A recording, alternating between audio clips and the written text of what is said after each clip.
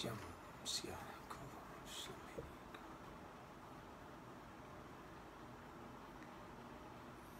Hi, Manisha brother. Praise the Lord. Biju Padian. Nice to meet you all.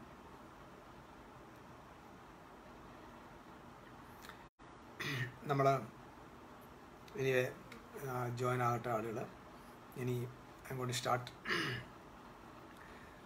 നമ്മൾ പഠിച്ചു വരുന്ന the 7 mountains of influence എന്ന വിഷയത്തിൻ്റെ സമാപന മൗണ്ടൻസിലേക്ക് ഒന്ന് കടക്കാനാണ് കർത്താവിൽ ആശിക്കുന്നത്. ഇന്ന് ഞാൻ പറയാൻ പോകുന്നത് വളരെ പ്രാധാന്യമർഹിക്കുന്ന ഒരു ഇൻഫ്ലുവൻസിങ് ഫാക്റ്റാണ്. Hi Wilson brother, praise God. Okay, നമ്മൾ ഇതുവരെ പഠിച്ചു വന്നത് നമ്പർ 1, ആദ്യത്തെ influencing the mountain of religion. The most influential mountain in the world is a religion.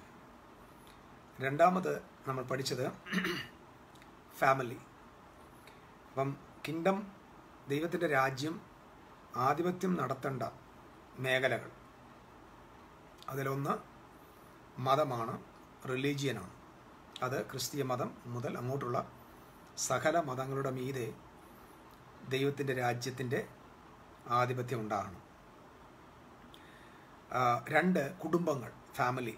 അപ്പോൾ ഫാമിലിയെ ദൈവരാജ്യം ഡോമിനേറ്റ് ചെയ്യണം. ഫാമിലി എന്നൊക്കെ പറഞ്ഞാൽ ഒരു ചെറിയ യൂണിറ്റ് ആണെങ്കിലും ഏറ്റവും കൂടുതൽ ദൈവരാജ്യത്തിൻ്റെ ഇൻഫ്ലുവൻസ് ആവശ്യമുള്ള സ്ഥലങ്ങളിലൊന്ന് കുടുംബങ്ങളാണ്. 3ാമത് നമ്മൾ പഠിച്ചത് business world, economical world. Economical വേൾഡിനെ ദൈവരാജ്യം ഡോമിനേറ്റ് ചെയ്യണം. അതുപോലെ തന്നെ നമ്മൾ പഠിച്ചു വന്നത് മീഡിയയെ ഡോമിനേറ്റ് ചെയ്യണം. അപ്പം മീഡിയ എന്നൊക്കെ പറഞ്ഞ വലിയ വലിയ മൗണ്ടൻസാണ്. അതിനുശേഷം നമ്മൾ ചിന്തിച്ചത് ദ ആർട്ട് ആൻഡ് എൻ്റർടൈൻമെൻറ്റ്. നമ്മളിന്ന് കാണുന്ന സ്പോർട്സ്, ഫിലിം ഇൻഡസ്ട്രി, ആർട്ട് തുടങ്ങിയ ഒരു വലിയ ലോകത്തെ ഇൻഫ്ലുവൻസ് ചെയ്യണം. അതിനുശേഷം നമ്മൾ ചിന്തിച്ചു വന്ന വേറൊരു കാര്യം, 6ാമത്തെ മൗണ്ടൻ എന്ന് പറയുന്നത് എഡ്യൂക്കേഷനാണ്, വിദ്യാഭ്യാസം. അപ്പോൾ വിദ്യാഭ്യാസത്തെ ദൈവരാജ്യം ഡോമിനേറ്റ് ചെയ്യണം. ഞാൻ പറഞ്ഞത്, നമ്മൾ പള്ളിയിൽ പോയി പാട്ടുപാടി പ്രാർത്ഥിച്ച് സ്വർഗത്തിലേക്ക് പോകാൻ ഒരുങ്ങുന്നത് വളരെ ഈസിയാണ്, വളരെ ഈസിയാണ്. അതുകൊണ്ടായിരിക്കാം ഇപ്പോൾ ക്രൈസ്തവ ലോകം ഈസിയസ്റ്റ് മെത്തേഡിലേക്ക് പോയി കഴിയും. പ്രാർത്ഥിക്കാൻ പോകുന്നു, പള്ളിയിൽ പോകുന്നു, അവിടെ പോയി എന്തെങ്കിലും നമ്മൾ ചെയ്യുന്നു. അപ്പം അത് ഈസിയാണ്, വളരെ ആർക്കും ആരോടും അക്കൗണ്ടബിലിറ്റി ഇല്ല. ഇങ്ങനെ പോകുന്നു വരുന്നു, ക്രിസ്ത്യാനിയായിരിക്കുന്നു, ഒരു നല്ല മതം, കൊച്ചുങ്ങളുടെ കല്യാണം നടത്താം, അല്ലെങ്കിൽ ശവം അടക്കാം, സ്റ്റാൻഡേർഡായിട്ട് ജീവിക്കാം. ഇങ്ങനെ വളരെ സിംപ്ലസ്റ്റ് ഫോമിലാണ് നമ്മൾ ഒരു മതമായിട്ടിത് അതമ്പതിച്ചത് കൊണ്ട് ദൈവരാജ്യത്തിൻ്റെ വിഷയങ്ങൾ നമ്മൾ ചിന്തിക്കാൻ പോലും തയ്യാറാകുന്നില്ല. അപ്പം ഞാൻ പറഞ്ഞല്ലോ, മതം എന്ന് പറയുന്ന ഏറ്റവും വലിയ പർവ്വതത്തെ കീഴടക്കണം. എവറസ്റ്റ് കൊടുമുടിയെ കീഴടക്കുന്നതിനേക്കാൾ കഠിനമായി മതത്തിൻ്റെ മീതെ കർത്താവിൻ്റെ രാജ്യത്തിൻ്റെ ക്വാളിറ്റി വെളിപ്പെടണം. കുടുംബങ്ങളിൽ ദൈവരാജ്യത്തിൻ്റെ ക്വാളിറ്റി വെളിപ്പെടണം. ബിസിനസ് ആൻഡ് എക്കണോമിക്കൽ ഇൻഡസ്ട്രിയിൽ ദൈവരാജ്യത്തിൻ്റെ ക്വാളിറ്റി വെളിപ്പെടണം. അപ്പോൾ ഈ ദൈവരാജ്യം എവിടെയൊക്കെ വെളിപ്പെടുന്നോ അവിടെയെല്ലാം കറപ്ഷൻസും ധാരണപ്പിശകുകളും ഡിസ്യൂണിറ്റീസും അഴുക്കുകളും മാലിന്യങ്ങളും എല്ലാം ഔട്ടാവുകയാണ്. അപ്പോൾ ദൈവരാജ്യം എവിടെയൊക്കെ വ്യാപരിക്കുന്നോ അവിടെയൊക്കെ സ്വർഗീയമായ ഒരു കൾച്ചർ വെളിപ്പെടുകയാണ്. ഞാൻ പറഞ്ഞതിൻ്റെ അർത്ഥം, മതമാറ്റം എന്ന നമ്മുടെ ദേശത്ത് നമ്മൾ കാണുന്ന ആ ചിന്തകളിൽ നിന്നൊക്കെ ഒത്തിരി അപ്പുറത്താണ് ഞാൻ സംസാരിക്കുന്നത്. മതം മാറ്റാൻ എളുപ്പമാണ്, പക്ഷെ ഒരാളുടെ കൾച്ചറിനെ മാറ്റി ആ ആളിനെ ദൈവരാജ്യത്തിൻ്റെ കൾച്ചറിലേക്ക് കൊണ്ടുവരിക എന്നത് അതീവ കഠിനമായ പരിശ്രമം ഉണ്ടെങ്കിലേ പറ്റത്തുള്ളൂ. അതിനുവേണ്ടി ഒരു ജനറേഷൻ കമ്മിറ്റഡ് ആയിട്ട് വന്നെങ്കിലേ പറ്റത്തുള്ളൂ. അപ്പം കുടുംബം എന്ന് പറയുന്ന വിഷയത്തിൽ ഓരോ കുടുംബങ്ങളിൽ ദൈവരാജ്യം സ്ഥാപിക്കപ്പെടുകയാണ്. അതിന് ക്രിസ്ത്യാനികൾ മുതിർന്നു വരണം. പള്ളിയും ആരാധനയും കുർബാനയും അവിടുത്തെ നമ്മുടെ പാട്ടും പ്രാർത്ഥനയും ഇതൊന്നും അല്ല ദൈവത്തിൻ്റെ പദ്ധതി. ഇത് ആദ്യം മനസ്സിലാക്കുക. ഇതൊന്നും അല്ല പദ്ധതി. നമ്മൾ തെറ്റിപ്പോയി. ദൈവത്തിന് ആരുടെയും പാട്ട്, ആരാധനയും കുർബാനയും അല്ലെങ്കിൽ ബലിയും സ്തോത്രവും ഒന്നും ആവശ്യമില്ല എന്ന് കൊറോണയുടെ കാലം തെളിയിച്ചു കഴിഞ്ഞു. ശ്രദ്ധിക്കണം, കൊറോണയുടെ കാലം തെളിയിച്ചു കഴിഞ്ഞു. എന്ത്? ദൈവം തമ്പുരാന് ആരുടെയും പാട്ട് വേണ്ട. അപ്പം ഞായറാഴ്ച രാവിലെ എഴുന്നേറ്റ് കുളിച്ച് വീടിൻ്റെ ഫ്രണ്ടിൽ ഈസി കസേരയിൽ ദൈവം മനുഷ്യരുടെ എല്ലാം ആരാധന കേൾക്കാൻ സ്വീകരിക്കാൻ വേണ്ടി ഇങ്ങനെ കാത്തിരിക്കുന്നൊരു ദൈവം 3-4 മാസമായിട്ട് ഇങ്ങനെ ബോറടിച്ചിരിക്കുക എന്നുള്ള ചിന്തയൊന്നും വേണ്ട. ആരാധനയും പ്രാർത്ഥനയും ഒക്കെ ദൈവവുമായിട്ടുള്ള, അത് കിങ്ഡത്തിൻ്റെ, ദൈവരാജ്യത്തിൻ്റെ റെപ്രസെൻറ്റേറ്റീവ്, ആ രാജ്യവുമായിട്ടുള്ള കണക്ഷൻ മാത്രം. അത് ആ കണക്ഷനും അവർ തമ്മിലുള്ള ട്രാൻസാക്ഷനാണ് ഈ ആരാധന എന്ന് പറയുന്നത്. കമ്മ്യൂണിക്കേഷൻ എന്ന് വേണമെങ്കിൽ പറയാം. അപ്പം ഇവിടെ ഒന്നും നടന്നില്ലെങ്കിൽ ഇനിയിപ്പം ഇനി ഒരു മാസം, ഇനി 3-4 മാസം ഇനി പള്ളി അടച്ചിട്ടാലും ദൈവകോപം ഒന്നും വെളിപ്പെടുത്തില്ല. ഇത് നമ്മൾ പഠിക്കാനൊരു വലിയ പാഠമാണ്. എൻ്റെ ജീവിതത്തിൽ, ഒരുപക്ഷെ ചരിത്രത്തിലോ എന്നെ കേൾക്കുന്ന നിങ്ങളുടെ ജീവിത ചരിത്രത്തിലോ ഒരിക്കലും സംഭവിക്കാത്ത കാര്യം. ഇവിടെ നമ്മൾ പഠിക്കേണ്ട ഒരു കാര്യം, നമ്മുടെ ആരാധനകൾക്കപ്പുറത്ത്, നമ്മുടെ കൂടിവരകൾക്കപ്പുറത്ത്, നമ്മുടെ പ്രാർത്ഥനകൾക്കപ്പുറത്ത് കർത്താവിൻ്റെ രാജ്യം എന്ന ചിന്തയിലേക്ക് ദൈവസഭ വളരെ വേഗത്തിൽ, ഉറക്കത്തിൽ ഉണരണം എന്നാണ് ഈ ഒരു സന്ദർഭത്തിൽ എനിക്ക് പറയാനുള്ളത്. ഞാൻ പറഞ്ഞല്ലോ, ആരാധനയും പ്രാർത്ഥനയും ഒക്കെ വ്യക്തിപരം, അത് ദൈവവുമായിട്ടുള്ള കണക്ഷനാണ്. അപ്പം ഒരു രാജ്യത്തിൻ്റെ അംബാസിഡർ ആ രാജ്യവുമായിട്ട് കണക്ട് ചെയ്യുന്നതാണ് പ്രാർത്ഥന. 24 മണിക്കൂറും ആ രാജ്യവുമായിട്ട് ഫോൺ വിളിക്കാൻ വേണ്ടിയല്ല ഒരു അംബാസിഡറിനെ വേറൊരു സ്ഥലത്തേക്ക് അയക്കുന്നത്. ഇത് മനസ്സിലാക്കണം. ഒരു ലോക്കൽ ഗവൺമെൻറ്റാണ്. ഇപ്പം ദൈവസഭ എന്ന് പറയുന്നത് ഒരു മതത്തിൻ്റെ ഇൻസ്റ്റിറ്റ്യൂഷൻ അല്ല. മതത്തിൻ്റെ ഇൻസ്റ്റിറ്റ്യൂഷൻ ആയിട്ട് അതമ്പതിച്ചു പോയി. മറിച്ച് ദൈവത്തിൻ്റെ സഭ ഒരു ഗവൺമെൻറ് ഓഫ് ഇൻസ്റ്റിറ്റ്യൂഷനാണ്, സ്വർഗീയ ഗവൺമെൻറ്. ഇത് നമ്മളിപ്പം ആളുകൾ കോംപ്രമൈസിങ്ങിൽ ജീവിക്കുന്നതുകൊണ്ട് നമുക്കിതൊന്നും അങ്ങോട്ട് അങ്ങനെ ആധികാരികമായിട്ട് സ്വീകരിക്കാനുള്ള മനസ്സില്ല. കർത്താവിൻ്റെ സഭ എന്ന് പറയുന്നത് സ്വർഗത്തിൻ്റെ ഗവൺമെൻറ്റാണ്. അത് മതവുമായിട്ട് യാതൊരു ബന്ധവുമില്ല. റിലീജിയനുമായിട്ട് ബന്ധമില്ലാത്ത ലോകത്തിലെ ഏക ഇൻസ്റ്റിറ്റ്യൂഷൻ എന്ന് പറയുന്നത് ദൈവത്തിൻ്റെ സഭയാണ്. പക്ഷേ ആ സഭയ്ക്കകത്തും മാലിന്യങ്ങൾ വന്നു കയറി എന്നതും പരമയാഥാർത്ഥ്യമാണ്. അപ്പം നമ്മൾ ഈ ചിന്തകൾ നമ്മുടെ ഉള്ളിൽ ഇരിക്കട്ടെ. ഞാൻ ഇന്ന് ഒരു അവസാനമായിട്ടുള്ള mountain, 7th mountains of influence ഞാൻ നിങ്ങളുടെ മുമ്പിൽ ഒന്ന് കൊണ്ടുവരാനായിട്ടാണ് ആഗ്രഹിക്കുന്നത്. അത് ദാറ്റ് ഈസ് ഗവൺമെൻറ്. ഇതൊരു പൊളിറ്റിക്കൽ ടോക്കാണ്. പൊളിറ്റിക്കൽ ടോക്കല്ല, ബിബ്ലിക്കൽ വേയിൽ ദൈവത്തിൻ്റെ ഭരണം, ഗവൺമെൻറ് എന്താണ് എന്ന് നിങ്ങളുടെ മുമ്പിൽ ഒന്ന് ശാന്തമായിട്ട് ചിന്തിക്കാനായിട്ടാണ് ഞാൻ ശ്രമിക്കുന്നത്. ആക്ച്വലി എന്താണ് ഗവൺമെൻറ്? ഗവൺമെൻറ് എന്താണ് എന്ന് നമ്മൾ ആദ്യം അറിയണം. ഗവൺമെൻറ് എന്ന് പറഞ്ഞാൽ, ഗവൺമെൻറ്, ഞാനതിനകത്ത് ഒരു കൊട്ടേഷൻ വായിക്കാം. Government is about order, influence, administration, distribution, protection, maintenance, accountability, responsibility and productivity. അതായത് order, influence, administration, distribution, protection, maintenance, accountability, responsibility and protection. ഇത് ഗവൺമെൻറ് എന്താണെന്ന് ചോദിച്ചാൽ വിശദീകരിക്കാൻ പറ്റുന്ന ചില ചിന്തകളാണ്. ടെക്നിക്കലി പറഞ്ഞാൽ government is a person or a group or organization that executes the functions of governing functions ചെയ്യുന്ന ഒരു ഗ്രൂപ്പിനെയോ പേഴ്സണെയോ ഓർഗനൈസേഷനെയോ ആണ് ഗവൺമെൻറ് എന്ന് പറയുന്നത്. ഗവേൺ ചെയ്യുക. This is manifested in the exercise of authority and jurisdiction over territory and citizenry. ഞാനതിൻ്റെ ഒരു dialogue വായിക്കുന്നതേ ഉള്ളൂ. And government was first established by the command and mandate of God to Adam, and incorporates the need to order, work, overseas, guard and protect. Government എന്ന വിഷയം ഒരു അൺബിബ്ലിക്കൽ term അല്ല. ഞാൻ പറഞ്ഞല്ലോ, നിങ്ങൾ ബൈബിൾ എടുത്ത്, നിങ്ങളുടെ കയ്യിലിരിക്കുന്ന ബൈബിൾ എടുത്തിട്ട് നിങ്ങൾ പറയണം, the Bible is the book of A king and A book of the kingdom and the book of A royal family. So the kingdom of God is the book. Bible എന്ന് പറയുന്നത് ഒരു religious ബുക്കല്ല. ഒരു ഹൈന്ദവ മതത്തിനകത്ത് രാമായണം, ഭഗവത്ഗീത, മറ്റ് വേദങ്ങളുണ്ട്, ധാരാളം പുസ്തകങ്ങൾ ഹിന്ദു മതത്തിലുണ്ട്. ഇസ്ലാമിക മതത്തിലെ മതഗ്രന്ഥം ഖുറാനാണ്, അതിൻ്റെ ഹദീസുകളാണ്. അപ്പോൾ അവരുടെ മതത്തിൻ്റെ ഗ്രന്ഥങ്ങളാണ്. അതുപോലെ ക്രിസ്തീയ മതത്തിൻ്റെ ഗ്രന്ഥമല്ല ബൈബിൾ. നമ്മളിനി കതിരിനെയും പതിരിനെയും വേർതിരിച്ച് തന്നെ നിർത്തണം. ബൈബിൾ ഒരിക്കലും ഒരു മതഗ്രന്ഥമല്ല, മറിച്ച് Bible is A book of A king. കാരണം ഞാനത് മുമ്പ് ഓർമ്മിപ്പിച്ചിട്ടുണ്ട്. ബൈബിൾ ആരംഭിക്കുന്നത് ഈ ബെയ്ത്തിലാണ്. അതായത് എബ്രായ ഭാഷയിലെ 2ാമത്തെ അക്ഷരത്തിലാണ് ബൈബിൾ ആരംഭിക്കുന്നത്. കാരണം അത് തുടങ്ങുമ്പോൾ കാണുന്ന ആ വാക്ക് ബെയ്ത്താണ്. ബെയ്ത്ത് എന്നാൽ വാക്കിൻ്റെ അർത്ഥം വീടെന്നാണ്. അപ്പം ഒരു കുടുംബത്തിൽ ആരംഭിക്കുന്ന പുസ്തകമാണ് ബൈബിൾ. അത് എഴുതിയേക്കുന്ന ആ ബെയ്ത്ത് എന്ന വേർഡ് ലോകത്തെ അന്ന് ലഭ്യമായിട്ടുള്ള എല്ലാ കൈയെഴുത്ത് പ്രതികൾക്കകത്തും, അത് മോസസ് എഴുതിയ കാലം മുതൽ ആ അക്ഷരം ഒരു വലിയ അക്ഷരമായിട്ടാണ് തുടങ്ങുന്നത്. അതെന്ന നോർമൽ അക്ഷരങ്ങളെക്കാൾ വലിയ അക്ഷരത്തിലാണ് ആ ഭാഗം ആരംഭിച്ചത്.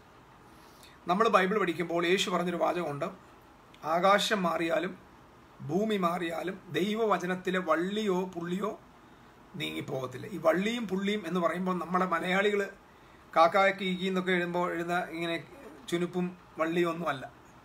നമുക്ക് ഈ വള്ളിയും പുള്ളിയും എന്നൊക്കെ പറഞ്ഞ ഉടനെ അതാണ് ചിന്ത വരുന്നത്. അങ്ങനല്ല. എബ്രായ ഭാഷയിൽ വള്ളിയും പുള്ളിയും എന്ന് പറഞ്ഞാൽ ജോട്ട് ആൻഡ് ടിറ്റിൽ എന്നാണ്. ജോട്ട് എന്ന് പറഞ്ഞു കഴിഞ്ഞാൽ ചില അക്ഷരങ്ങളുടെ മുകളിൽ അനാവശ്യമായിട്ട്, അതായത് അക്ഷരവുമായിട്ട് ബന്ധമില്ലാത്ത നിലയിലുള്ള സയൻസ് കൊടുത്തിരിക്കും. അതാണ് ജോട്ട്. ടിറ്റിൽ എന്ന് പറഞ്ഞു കഴിഞ്ഞാൽ ചില അക്ഷരങ്ങൾ വലുതാക്കി കാണിക്കും, മറ്റു ചില അക്ഷരങ്ങൾ ചെറുതാക്കി കാണിക്കും. അപ്പോൾ ഇങ്ങനെ ഉള്ള ഒരു ടിറ്റിൽ, ഏകദേശം 24 ജോട്ട് ആൻഡ് ടിറ്റിൽ ബൈബിളുണ്ട്. കർത്താവ് പറഞ്ഞത് ആകാശം മാറിയാലും ഭൂമി മാറിയാലും ഇത് മാറത്തില്ലെന്ന് പറഞ്ഞാൽ ഈ ലോകത്തിൽ എന്ത് സംഭവിച്ചാലും മാറാതെ നിലനിൽക്കുന്ന കുറച്ച് ബിബ്ലിക്കൽ പ്രിൻസിപ്പിൾസ്, എനിക്കിപ്പോൾ അത് സമയമില്ല പഠിപ്പിക്കാൻ, ബിബ്ലിക്കൽ പ്രിൻസിപ്പിൾസ്, അതായത് വേൾഡ് മുഴുവൻ എത്ര ചേഞ്ച് ഉണ്ടായാലും എന്തൊക്കെ സംഭവിച്ചാലും ഭൂമി ഉള്ളിടത്തോളം കാലം മാറാതെ നിൽക്കുന്ന കുറച്ച് പ്രിൻസിപ്പിൾസാണ് ഈ ജോട്ട് ആൻഡ് ടിറ്റിലിനകത്തുള്ളത്. അല്ലാതെ നമ്മൾ ഉദ്ദേശിക്കുന്ന പോലെയുള്ള വള്ളിയും പുള്ളിയും അല്ല. ഒരു വള്ളിയും ഒരു കുത്തും കോമയും സെമിക്കോളനും ഒന്നുമല്ല. അപ്പം അതിനകത്ത് ഒരു ടിറ്റിലാണ് ഈ ബെയ്ത്ത് എന്ന് പറയുന്നത്. ബെയ്ത്ത് എന്ന് പറയുന്ന അക്ഷരം എല്ലായിടത്തും വലുതായിട്ടാണ്. ഇപ്പം നമ്മൾ സാധാരണ ഒരു ആർട്ടിഫിഷ്യൽ എഴുതുമ്പോൾ അല്ലെങ്കിൽ എഴുതുമ്പോൾ തുടങ്ങുന്ന അക്ഷരം ഇച്ചിരി വലുതായിട്ട് ഇങ്ങനെ രൂപഭംഗിക്ക് എഴുതും. അങ്ങനെയല്ല. അവിടെ എഴുതുമ്പോൾ ദൈവം അത് വളരെ സ്ട്രെസ് ചെയ്ത് എംഫസൈസ് ചെയ്ത് എഴുതിയേക്കുക. അതിൻ്റെ അർത്ഥം it started from a royal family, father, son and the Holy Ghost എന്ന പിതാപുത്ര പരിശുദ്ധ റൂഹായിലാണ് ഈ തിരുവെഴുത്ത് ആരംഭിക്കുന്നത്. അപ്പം ദൈവമാണ് ഇത് തുടങ്ങുന്നത്. അപ്പോൾ ബൈബിൾ ഒരിക്കലും ഒരു മതഗ്രന്ഥമല്ല. ദൈവത്തിൻ്റെ കൃപയാൽ ഞാൻ പറയുന്നു, മതഗ്രന്ഥമല്ല. ബൈബിൾ ഒരു രാജാവിനെ കുറിച്ചും ഒരു രാജ്യത്തെക്കുറിച്ചും ഒരു രാജകീയ കുടുംബത്തെക്കുറിച്ചും പ്രതിപാദിക്കുന്ന പുസ്തകമാണ്. കാരണം അതുകൊണ്ടാണ് നമ്മൾ തുടക്കത്തിൽ in the beginning God created the heavens and the earth. അതായത് ഒരു ദൈവം, ഒരാൾ രാജാവിനെ അവിടെ ഇൻട്രൊഡ്യൂസ് ചെയ്യും. എന്തുവാ? തൻ്റെ ടെറിറ്ററിയെ സൃഷ്ടിക്കുന്ന creator, the owner, the creator of these entire universe. അപ്പം ഒരു രാജാവിൻ്റെ പ്രത്യേകത അദ്ദേഹത്തിൻ്റെ ടെറിറ്ററിക്ക് എത്ര വ്യാപ്തിയുണ്ടോ അതാണ് അദ്ദേഹത്തിൻ്റെ എബിലിറ്റിയും കഴിവും, അല്ലെങ്കിൽ അദ്ദേഹത്തിൻ്റെ രാജ്യത്വത്തിൻ്റെ മഹത്വം എന്ന് പറയുന്നത്. ഇപ്പം ഇന്ത്യ പോലൊരു രാജ്യത്തെ പ്രധാനമന്ത്രിയായിരിക്കുന്നത് പോലെയല്ല. ഇന്ത്യയിലെ ഒരു രാജാവെന്ന് പറഞ്ഞാൽ ഇന്ത്യയിലെ മുഴുവൻ സംസ്ഥാനങ്ങൾ, ഓരോ സെൻറ്റ് ഭൂമിയും ഇതിനകത്തുള്ള സകല സമ്പത്തും ആ രാജാവിൻ്റെ വകയാണ്. So in the beginning God created the heavens and the earth എന്നുള്ള ആ ഒറ്റ ടേമിൽ ദൈവത്തിൻ്റെ സ്വഭാവം സൃഷ്ടിതാവെന്ന് മാത്രമല്ല, രാജാതിരാജാവാണെന്നുള്ള ഒരു വലിയ ചിത്രം ആ വേർഡിൻ്റെ ബാക്കിൽ മറഞ്ഞു കിടപ്പുണ്ട്.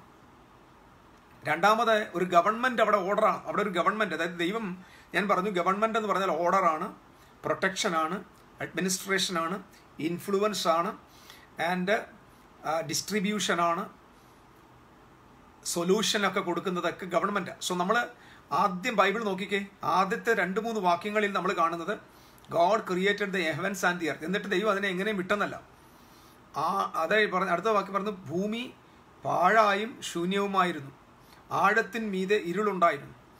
തീർന്നില്ല. അപ്പോൾ എന്താ? ആ ഗവൺമെൻറ് ഇടപെട്ടുകൊണ്ടിരുന്നു. എങ്ങനെയാ? വെള്ളത്തിൻ്റെ മീതെ പരിശുദ്ധാത്മാവ് പരിവർത്തിച്ചു കൊണ്ടിരുന്നു. അപ്പോൾ ഹോളി സ്പിരിറ്റ് വെള്ളത്തിന് ആ കെയോസ് മാറ്റാൻ, ആ ശൂന്യത മാറ്റാൻ, ആ വോയിഡായിരിക്കുന്ന അനുഭവങ്ങൾ മാറ്റാൻ, അവിടുത്തെ ആ ക്രമീകൃതമല്ലാത്ത ഡിസോർഡേഴ്സ് മാറ്റാനായിട്ട് സ്വർഗീയ ഗവൺമെൻറ് ഇടപെടുകയാണ്. അപ്പോൾ ദൈവത്തിൻ്റെ ഗവൺമെൻറ്റിൻ്റെ ആദ്യത്തെ എക്സ്പ്രഷൻ നമ്മൾ കാണുന്നത് ജെനസിസ് ചാപ്റ്റർ 1 വേഴ്സ് 1 and 2 അപ്പോൾ അവിടെ അടുത്ത ഓർഡർ പുറപ്പെടുവിക്കുക. കിങ്ങിൻ്റെ ഓർഡറാണ് പുറത്തു വരുന്നത്. കിങ്ങിൻ്റെ ഓർഡർ എന്താണ്? Let there be light. ഹയാഊർ. ഹയാഊർ എന്ന് പറയുമ്പോൾ രാജാവിൻ്റെ കൽപ്പനയായിട്ടും സൃഷ്ടിയായിട്ടും വെളിപ്പെടുകയാണ്. അപ്പോൾ അവിടുത്തെ കെയോസ് മാറ്റാൻ, ശൂന്യത മാറ്റാൻ, ഡിസോർഡർ മാറ്റാൻ, എംപ്റ്റിനെസ് മാറ്റാൻ ദൈവരാജ്യം ഇടപെടുകയാണ്. അപ്പോൾ ഗവൺമെൻറ് എന്ന ചിന്ത നമ്മുടെ മനസ്സിൽ വരുമ്പോൾ ആദ്യം നമ്മൾ ബൈബിളിലേക്ക് പോകണം. ബൈബിളാണ് ഈ വിഷയങ്ങളെ ഏറ്റവും കൂടുതൽ ആധികാരികമായിട്ട് പഠിപ്പിക്കുന്ന പുസ്തകം, മറ്റേത് ഗ്രന്ഥങ്ങളെക്കാൾ. അതുകൊണ്ടാണ് ബൈബിളിനെ ലോകത്തിലെ ഏത് ഗ്രന്ഥത്തോട് ചേർത്ത് നിർത്താൻ പറ്റില്ല. അത്ര മഹത്വം. ഇത് വെറുതെ ഞാനൊരു ക്രിസ്ത്യാനി ആയതുകൊണ്ട് ഇതിനെ പുകഴ്ത്തി പറയുകയല്ല. മറ്റിതര മതഗ്രന്ഥങ്ങളുടെ കാര്യങ്ങൾ കുറച്ചെങ്കിലും അറിയാവുന്നത് കൊണ്ട് ഞാൻ ലഭിച്ച കൃത്യമായ തെളിവിൽ പറയാം, വേദപുസ്തകത്തിൻ്റെ അരികിൽ കൊണ്ടുവയ്ക്കാൻ പറ്റിയ ഒരു പുസ്തകം ഈ പ്രപഞ്ചത്തിൻ്റെ കീഴിലില്ല. അത്ര മനോഹരമാണ് ദൈവവചനത്തിനകത്തെ സത്യങ്ങൾ. ചില കാര്യങ്ങൾ ഇങ്ങനെ കഥ പോലെ എഴുതിയേക്കുന്നെങ്കിലും അതിനകത്തെ അകത്തെ കാര്യങ്ങൾ വലിയ വലിയ കാര്യങ്ങളാണ്. അപ്പോൾ ദൈവരാജ്യം എന്ന കോൺസെപ്റ്റ് നമ്മൾ മനസ്സിലാക്കണം. അടുത്തത് ഈ ഗവൺമെൻറ്, ഞാൻ ഒരു വാക്കുകൂടെ പറഞ്ഞിട്ട് ഞാൻ ഇതിലേക്ക് വരാൻ പോവാം. ഗവൺമെൻറ് എന്താ ഞാനിത് പഠിപ്പിക്കുന്നത് ചോദിച്ചാൽ, ഗവൺമെൻറ് എന്ന് പറയുന്നത് ഇന്ന് ലോകത്ത് ധാരാളം ഗവൺമെൻറ് ഉണ്ട്. എല്ലാ രാജ്യങ്ങൾക്കും ഗവൺമെൻറ് ഉണ്ട്. എല്ലാ രാജ്യ ഗവൺമെൻറ്റിൻ്റെ തൊട്ടപ്പുറത്ത് ഓപ്പോസിറ്റ് അല്ല, പ്രതിപക്ഷം ഉണ്ടായിരിക്കും, ഭരണപക്ഷം ഉണ്ടായിരിക്കും. എന്നാൽ നിലവിലുള്ള സാമ്രാജ്യത്തിൻ്റെ രാജ്യത്തിൻ്റെ പാരലായിട്ട് ഇവിടെ സിവിൽ അതോറിറ്റി നടത്തുന്ന ഒരു ഗവൺമെൻറ് ഉള്ള എല്ലാ രാജ്യത്തിലും, ഇത് നിങ്ങൾ ദൈവമക്കൾ വളരെ ക്ലിയർ ആയിട്ട് കേൾക്കണം, സിവിൽ അതോറിറ്റിയാണ് ഇവിടുത്തെ സെക്കുലർ ഗവൺമെൻറ് ചെയ്യുന്നത്, സിവിൽ അതോറിറ്റി. എന്നാൽ അതിൻ്റെ തൊട്ടപ്പുറത്ത് പാരലായിട്ട് അതിനേക്കാൾ പ്രോമിനൻ്റായി പവർഫുള്ളായിട്ട് സ്പിരിച്വൽ അതോറിറ്റി എക്സസൈസ് ചെയ്ത വേറൊരു ഗവൺമെൻറ്, ഒരു പാരലൽ ഗവൺമെൻറ് ഈ ലോകത്തിലുണ്ട്. ഇന്ത്യ ഭരിക്കുന്ന BJPയുടെ തൊട്ടപ്പുറത്ത് ആ ഗവൺമെൻറ്റിന് തൊട്ട് പാരലായി യേശു ക്രിസ്തുവിൻ്റെ രാജ്യം, അവൻ്റെ സഭ, ഒരു പാരലൽ ഗവൺമെൻറ്റായി, അത് സ്പിരിച്വൽ അതോറിറ്റി എക്സസൈസ് ചെയ്യുന്ന ഒരു ഗവൺമെൻറ്റായി ഈ ഭൂമിയിലുണ്ട്. ഇതിനെ ചുമ്മാതെ ആശയം കൊണ്ട് അവസാനിപ്പിക്കാൻ പറ്റില്ല. കാരണം ആധിപത്യം നമ്മുടെ കർത്താവിൻ്റെ വകയാണ്. അവൻ്റെ ആധിപത്യം നിത്യാധിപത്യമാണ്. അവൻ്റെ രാജ്യം നിത്യരാജ്യമാണ്. അവൻ്റെ രാജ്യത്വം നിത്യരാജ്യത്വമാണ്. സകല പർവ്വതങ്ങളുടെ മീതെ അവൻ്റെ പർവ്വതം ഉയരം കൊണ്ട് മനോഹരമായിരിക്കും. അപ്പം ദൈവരാജ്യം എന്ന് പറയുന്ന ഒരു ഒറിജിനൽ ആത്മീക കോൺസെപ്റ്റ് ഭൂമിയിലുണ്ടെങ്കിൽ അതിനെ നിയന്ത്രിക്കുന്ന അല്ലെങ്കിൽ അതിനെ എസ്റ്റാബ്ലിഷ് ചെയ്യുന്ന സിസ്റ്റം ഓഫ് ഗവൺമെൻറ് ആണ് എക്ലീഷ്യ. അല്ലാതെ നമ്മൾ നമ്മുടെ ദേശത്ത് പട്ടണത്തിൽ കാണുന്ന ഇതിപ്പം ഞാൻ മറ്റിതര സമുദായത്തിലുള്ള ദയവായിട്ട് നിങ്ങൾ തെറ്റിദ്ധരിക്കരുത്. നമ്മളൊരു കാര്യം പബ്ലിക്കായിട്ട് പറയുമ്പോൾ ആരെയും ഞാൻ പറഞ്ഞ എല്ലാ സഭാ വിഭാഗങ്ങളെയും ഒരേപോലെ സ്നേഹിച്ചുകൊണ്ട് തന്നെ ഞാൻ സംസാരിക്കും. ഒരേപോലെ സ്നേഹിച്ചുകൊണ്ട് സംസാരിക്കും. ആകാശം മുട്ട് നമ്മൾ ഉയർന്നു നിൽക്കുന്ന വലിയ വലിയ പള്ളികൾ, വലിയ വലിയ കൺവെൻഷൻ ഗ്രൗണ്ട് വലിയ വലിയ സ്റ്റേഡിയങ്ങൾ പോലെ ഉണ്ടാക്കിയിരിക്കുന്ന സഭകൾ, ആയിരങ്ങൾ വന്നുകൂടുന്നതായ ഓഡിറ്റോറിയംസ്, സഭകൾ എന്ന് നമ്മൾ കാണുന്ന എല്ലാ മേഖലകളും, സകല സംവിധാനങ്ങളും ഒരിക്കലും ദൈവത്തിൻ്റെ കോൺസെപ്റ്റ് അതല്ല. ഇത് നിങ്ങൾ മനസ്സിലാക്കണം. അപ്പം വിശ്വാസികൾക്ക് വന്നുകൂടാൻ ആയിരക്കണക്കിന് ആളുകൾക്ക് വന്നുകൂടാനുള്ള സംവിധാനങ്ങൾ വേണം. അപ്പോൾ ഇവിടെ നമ്മൾ ഉയർന്നു നിൽക്കുന്ന കെട്ടിടങ്ങളെല്ലാം തന്നെ അത് ഒരിക്കലും കർത്താവിൻ്റെ കോൺസെപ്റ്റ് അല്ല. എന്നും വെച്ച് നമുക്കിത് വേണ്ട എന്ന് പറയാനുള്ള മൂടന്മാരും നമ്മളല്ല. നിങ്ങൾക്കറിയാമോ, ഇപ്പം പള്ളികളൊക്കെ മനോഹരമായിട്ട് പണിയുന്നുണ്ട്. അതാണ് ഞാൻ ഈ പറയുന്നത്. വേണമെങ്കിൽ കുറിച്ച് വെച്ചോ. നിങ്ങൾ എവിടെയെങ്കിലും ഒരു പേപ്പർ എടുത്ത് കുറിച്ച് വെച്ചു. 500 കോടി, 1000 കോടി, 1500 കോടി രൂപയുടെ ചർച്ച് അല്ലെങ്കിൽ പ്രാർത്ഥനാ സ്ഥലം അല്ലെങ്കിൽ ആളുകൾക്ക് സഭയ്ക്ക്, ചർച്ച എന്ന് ഞാൻ പറഞ്ഞതിനേക്കാൾ എക്ലീഷ്യയ്ക്ക് ഗാദർ ചെയ്യാനുള്ള സംവിധാനങ്ങൾ ഇന്ത്യയിൽ ഉണ്ടാക്കുന്നു അല്ലെങ്കിൽ ഉണ്ടാക്കി എന്ന് മീഡിയ വരെ പറയുന്ന നിലയിൽ ക്രൈസ്തവ സമൂഹത്തിൽ വലിയ മുന്നേറ്റങ്ങളുണ്ടാവും. ഇപ്പം ലുലു മാള്, ഇപ്പം നമ്മുടെ തിരുവനന്തപുരത്ത് ലുലു മാള് 2500 കോടി രൂപയ്ക്കാണ് ഉണ്ടാക്കുന്നത്. അപ്പം ഞാനൊരു ദിവസം അവിടെ ഇങ്ങനെ പോയി നിന്നിട്ട് ഇങ്ങനെ ചിന്തിച്ചു, ദൈവമേ, എന്നായിരിക്കും കർത്താവിൻ്റെ എക്ലീഷ്യയ്ക്ക് ഫങ്ഷൻ ചെയ്യാനുള്ളൊരു ഹെഡ് ക്വാർട്ടർ ഇതുപോലെ 100 ഏക്കർ സ്ഥലത്ത് ഉണ്ടാക്കേണ്ടത്. കോഴിക്കോട് പോലെ നമ്മൾ അവിടെയും ഇവിടെയും അപ്പുറത്തും ഇപ്പുറത്ത് ചിന്നമ്മ, അന്നമ്മ, ചാക്കോച്ചൻ, മറിയാച്ചാൻ എല്ലാവരുടെയും പേരിൽ അവിടെ ഇവിടെ ഉണ്ടാക്കുന്നതിന് പകരം ഒരു നാടിനെ ഇമ്പാക്റ്റ് ചെയ്യാൻ പറ്റുന്ന നിലയിൽ ഒരു ഹെവൻലി ഗവൺമെൻറ്റിൻ്റെ ഹെഡ് ക്വാർട്ടർ എപ്പോൾ ഉണ്ടാക്കാൻ പറ്റും. അവിടെ ഇരുന്നപ്പോൾ എൻ്റെ ഉള്ളിൽ വന്നതാണ് 1000 കോടി 2000 കോടിക്കൊക്കെ ഉണ്ടാക്കുന്ന വലിയ സംവിധാനങ്ങൾ ഈ ഇന്ത്യയിൽ ഉണ്ടാകും. നിങ്ങളിത് കുറിച്ച് വെച്ചോണം, ഉണ്ടാവും. കാരണം ദൈവം അത് ചെയ്തിരിക്കും.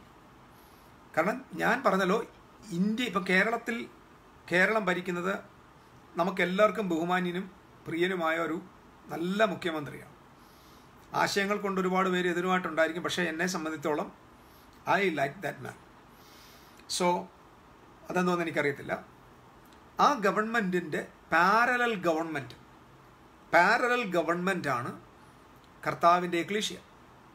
അതായത് കേരളത്തിൻ്റെ civil authority communist party of ഇന്ത്യയാണ് നയിക്കുന്നതെങ്കിൽ കേരളത്തിൻ്റെ സ്പിരിച്വൽ അതോറിറ്റി, അതിൻ്റെ പിറകിലെ സ്പിരിച്വൽ അതോറിറ്റി ഓപ്പറേറ്റ് ചെയ്യേണ്ടത് എക്ലീഷ്യയാണ്, സഭയാണ്. പക്ഷേ സഭ ഇന്ന് നമ്മൾ എന്തിനു പോയേക്കുന്നു? നമ്മൾ സഭ എന്തിനാണ് ഇപ്പം നമ്മൾ സഭ കൂടുന്നു?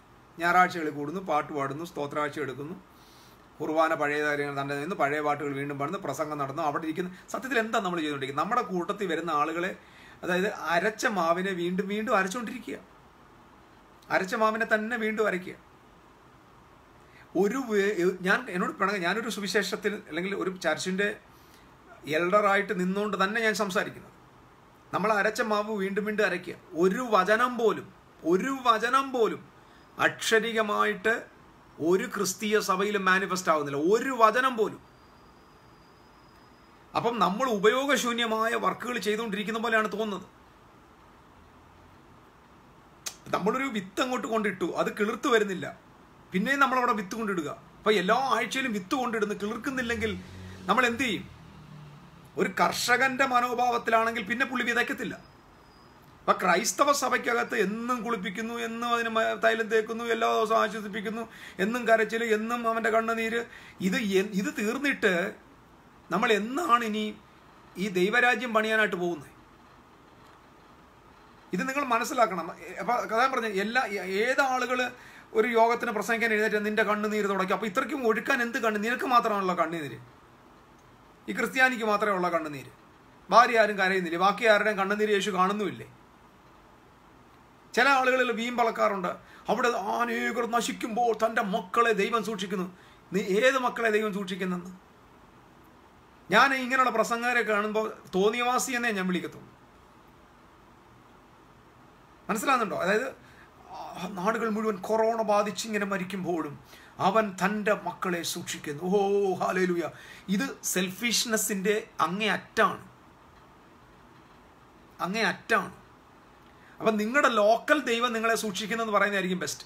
നിങ്ങളുടെ ലോക്കൽ ദൈവം, നിങ്ങളുടെ കുടുംബ ദൈവം, കുലദൈവം, സർവ്വലോകത്തിൻ്റെയും സൃഷ്ടിതാവായ സകല സൃഷ്ടിയുടെയും ഉടമസ്ഥനായ ദൈവം, മുഖപക്ഷമില്ലാത്ത ദൈവം, സകല മനുഷ്യരെയും സ്നേഹിക്കുന്ന ദൈവം. എന്തിന്?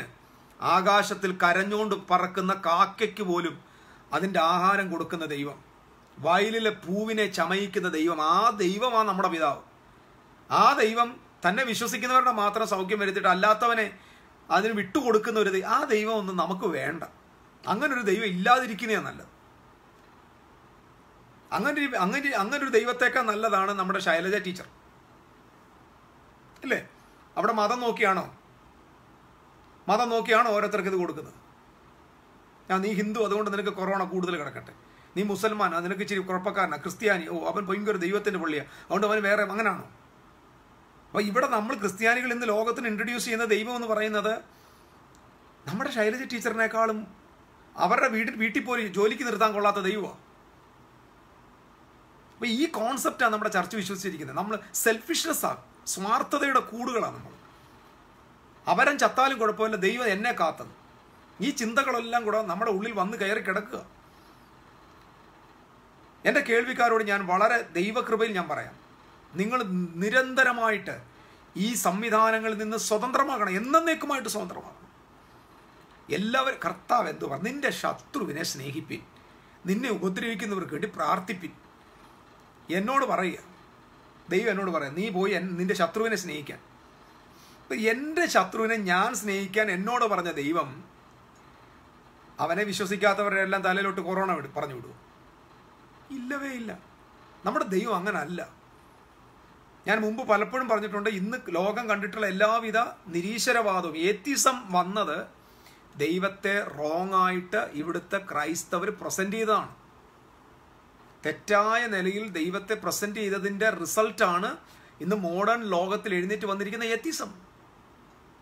എത്തിസം എന്ന് പറയുന്നത് ദൈവനിഷേധമല്ല. നമ്മൾ വിചാരിക്കും ദൈവമില്ല എന്ന് പറയുന്നതല്ല ദൈവനിഷേധം.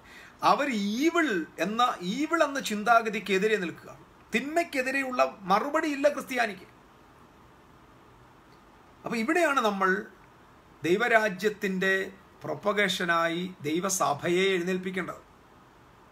ഞാൻ ഇവിടെ നിന്നുകൊണ്ട് ഈ ചെറിയ കാര്യങ്ങൾ പറയുകയാണ്. ഇത് സകല സഭകളും, ഇവൻ നമ്മുടെ റോമിലുള്ള ബഹുമാന്യനായ അഭിമന്യ പോപ്പ് മുതൽ ഇങ്ങ് താഴെയുള്ള സാധാരണ നിലയിലുള്ള ഒരു വിശ്വാസി വരെ, ഇപ്പം ക്രിസ്തീയ ലോകത്തെ ലീഡറിൽ നിൽക്കുന്ന ആളാണല്ലോ അദ്ദേഹം മുതൽ താഴെയുള്ള ഒരു സാധാ വിശ്വാസി വരെ ഒരേ ലക്ഷ്യത്തിലേക്കാണ് തിരിയേണ്ടത്. എന്തുവാ ലക്ഷ്യം? കർത്താവിൻ്റെ രാജ്യം. നിന്റെ ശത്രുവിനെ സ്നേഹിക്കണം, നിന്നെ ഉപദ്രവിക്കുന്നവർക്ക് വേണ്ടി പ്രാർത്ഥിക്കണം. ഈ ചിന്തയിലേക്ക് നമ്മൾ തിരിയേണ്ട സമയം കഴിഞ്ഞിരിക്കുന്നു. അല്ലാതെ നമ്മുടെ പാട്ടും പ്രാർത്ഥനയും കൊണ്ട് ഒരു അർത്ഥമില്ല. പാട്ടും പ്രാർത്ഥന എന്തിനാ? ഞാൻ ഇങ്ങനെ വിശ്വസിക്കുന്നു, ഒരു വണ്ടി ഓടിക്കുമ്പോൾ എൻ്റെ വണ്ടിക്ക് ഞാൻ സർവീസ് ചെയ്യാൻ ഞാൻ ഇടയ്ക്ക് അതിനെ വർക്ക്ഷോപ്പിൽ കൊണ്ടുപോകും. ഓയിൽ അടിക്കുമ്പോൾ ഞാൻ അതിനെ ഇവിടെ ഓയിൽ സ്റ്റേഷനിൽ കൊണ്ടുപോകും. കാറ്റടിക്കാനായിട്ട് ഫില്ല് ചെയ്യാൻ അതിൻ്റെ എയർ ഫില്ലിങ്ങിന് കൊണ്ടുപോകും.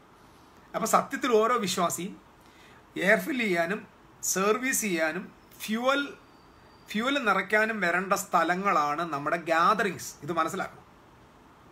മാത്രമല്ല, നെക്സ്റ്റ് നമ്മൾ ചെയ്യേണ്ട സ്ട്രാറ്റജി നമ്മൾ ഒരുമിച്ച് ഡിസ്കസ് ചെയ്യേണ്ട സ്ഥലമാണ് സഭകളിലൊക്കെ ഗ്യാതറിങ്, കൂട്ടായ്മകൾ.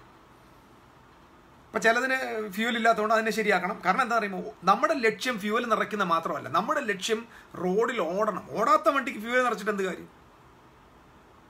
ചില അമ്മച്ചിമാരിരുന്ന് ഭയങ്കര പാട്ട് പറയും, ആദ്യ നൂറ്റാണ്ടിലെ അനുഭവം പോൽ അതിശയം ലോകത്തിൽ നടന്നിടുവാൻ.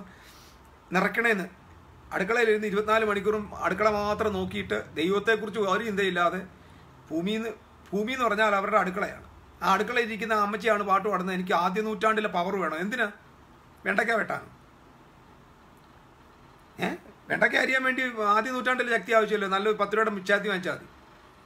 ആദ്യ നൂറ്റാണ്ടിലെ ശക്തിയും പരിശുദ്ധാത്മാവിശ്യം വേണ്ടത് ദൈവസഭ പണിയാൻ, രാജ്യം പണിയാനാണ്. അപ്പോൾ ഓരോ ക്രിസ്ത്യാനിയും ഓരോ വിറ്റ്നസ്സസ് ആവണം, ഓരോ സാക്ഷിയാകണം. എന്തിൻ്റെ സാക്ഷി? പുനരുത്ഥാനത്തിൻ്റെ സാക്ഷി. പുനരുത്ഥാനത്തിൻ്റെ സാക്ഷി എന്താ? കല്ലറ തുറന്നതിൻ്റെ ഡെമോൺസ്ട്രേഷനായി ഓരോ വിശ്വാസിയും മാറുകയാണ്. ഓക്കെ, അപ്പം നിങ്ങളത് മനസ്സിലാക്കുക. ഗവൺമെൻറ് എന്ന വിഷയം ഞാനിന്ന് പഠിപ്പിച്ചു വരും. ഇപ്പം ഗവൺമെൻറ് എന്ന വേർഡ് നമുക്കിത് പഠിക്കേണ്ട സമയം ഇനി അങ്ങോട്ട് പോകുമ്പോൾ നമ്മൾ കൂടുതൽ ഡിസ്കസ് ചെയ്യും. ഈ ഗവൺമെൻറ് എന്ന വേർഡ് എവിടെ നിന്നാണ് വന്നതെന്നറിയാം? അത് ഗ്രീക്ക് ടേമാണ്. അതായത് ഗ്രീക്ക് ഭാഷയിൽ നിന്ന് വന്ന ഒരു വേർഡാണ്. ഗ്രീക്കിൽ ഗവൺമെൻറ് എന്നതിന് പറയുന്നതിന് കുബർനൈറ്റ് എന്ന് പറയും. കുബർനൈറ്റ്സ്, KUBERNITS, കുബർനൈറ്റ്സ് എന്ന് പറയും. അതിൻ്റെ അർത്ഥം ടു സ്റ്റീർ, അല്ലെങ്കിൽ ടു പൈലറ്റ്, അല്ലെങ്കിൽ to act as a rudder. Steer ചെയ്യുക അല്ലെങ്കിൽ പൈലറ്റിംഗ് ചെയ്യുക. ഗ്രീക്കിലെ ഗവൺമെൻറ്, അതായത് വേർഡ് ഗവൺമെൻറ് എന്ന് പറയുന്നത് വന്ന് ഗ്രീക്ക് വേർഡിൽ നിന്നാണ്. അതായത് അതുകൊണ്ടാണ് without law and government we have chaos ആണ്. നമുക്ക് ലോസും ഗവൺമെൻറ്റും ഇല്ലെങ്കിൽ, നിയമങ്ങളും ഇത് ഗവേൺ ചെയ്യാൻ, ഈ റൂൾ ചെയ്യാനുള്ള ഒരു സിസ്റ്റം ഇല്ലെങ്കിൽ അവിടെ മുഴുവൻ നാശം മാത്രമേ ഉള്ളൂ, കെയോസ് മാത്രമേ ഉള്ളൂ. So government is very much needed. ഞാൻ നേരത്തെ പറഞ്ഞു, ഗവൺമെൻറ് ആരംഭിച്ചത് ബൈബിളിൻ്റെ ആദ്യത്തെ ചാപ്റ്ററിലാണ്. എന്നാൽ അവിടുത്തെ ഗവേണിംഗ് പേഴ്സൺ ആരാന്ന് നോക്കിയ ഫാദറാണ്. God created the heavens and the earth. അതായത് ദൈവം തന്നെ തനിക്ക് ഭരിക്കാനുള്ള ടെറിറ്ററിയെ സൃഷ്ടിച്ചു. ആദ്യം സൃഷ്ടിച്ചത് ഇൻവിസിബിൾ വേൾഡ് സൃഷ്ടിച്ചു. ആ ഇൻവിസിബിൾ വേൾഡിനകത്ത് വിസിബിൾ വേൾഡ് സൃഷ്ടിച്ചു. ആ ഇൻവിസിബിളിൽ നിന്ന് വിസിബിൾ സൃഷ്ടിച്ചു. So that means invisible is more real than visible. നമ്മൾ കാണുന്നതിനേക്കാൾ കാണാത്തത് ഒത്തിരി റിയലാണ്.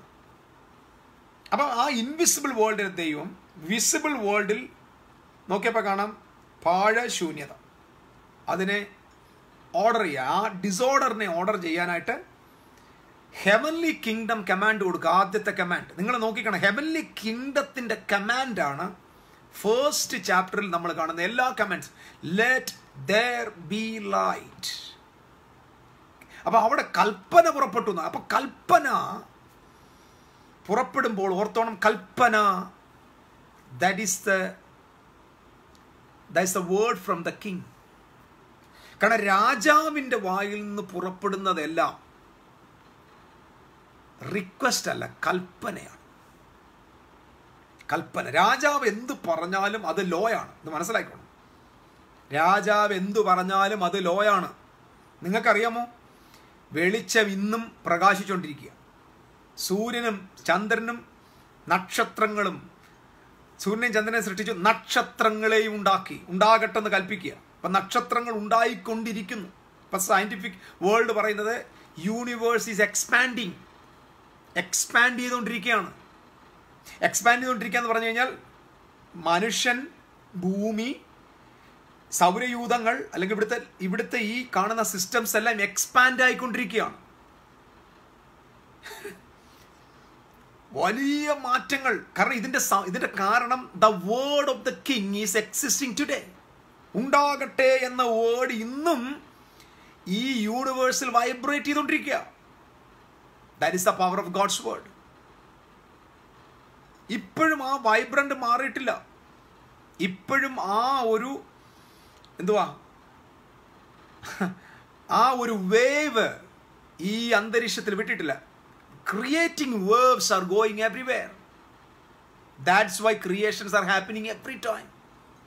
Seeds are germinate ചെയ്യുന്നു, സീഡ്സ് വളർന്നു വരുന്നു, വീണ്ടും അത് ഡൈ ആയാലും വീണ്ടും again and again is coming up. ഞാൻ അതിനകത്ത് ഒരു കാര്യം ഉറക്കെ പറയാം. ഇതിനകത്ത് എന്നെ കേൾക്കുന്ന നിങ്ങളിൽ ആരെങ്കിലും ഒരാൾ വെട്ടേറ്റ ഒരു മരം പോലെ ഇനി ഒരു കുറ്റി മാത്രമേ ശേഷിച്ചിട്ടുള്ളൂ. തീരത്തില്ല, നീ തീർന്നിട്ടില്ല.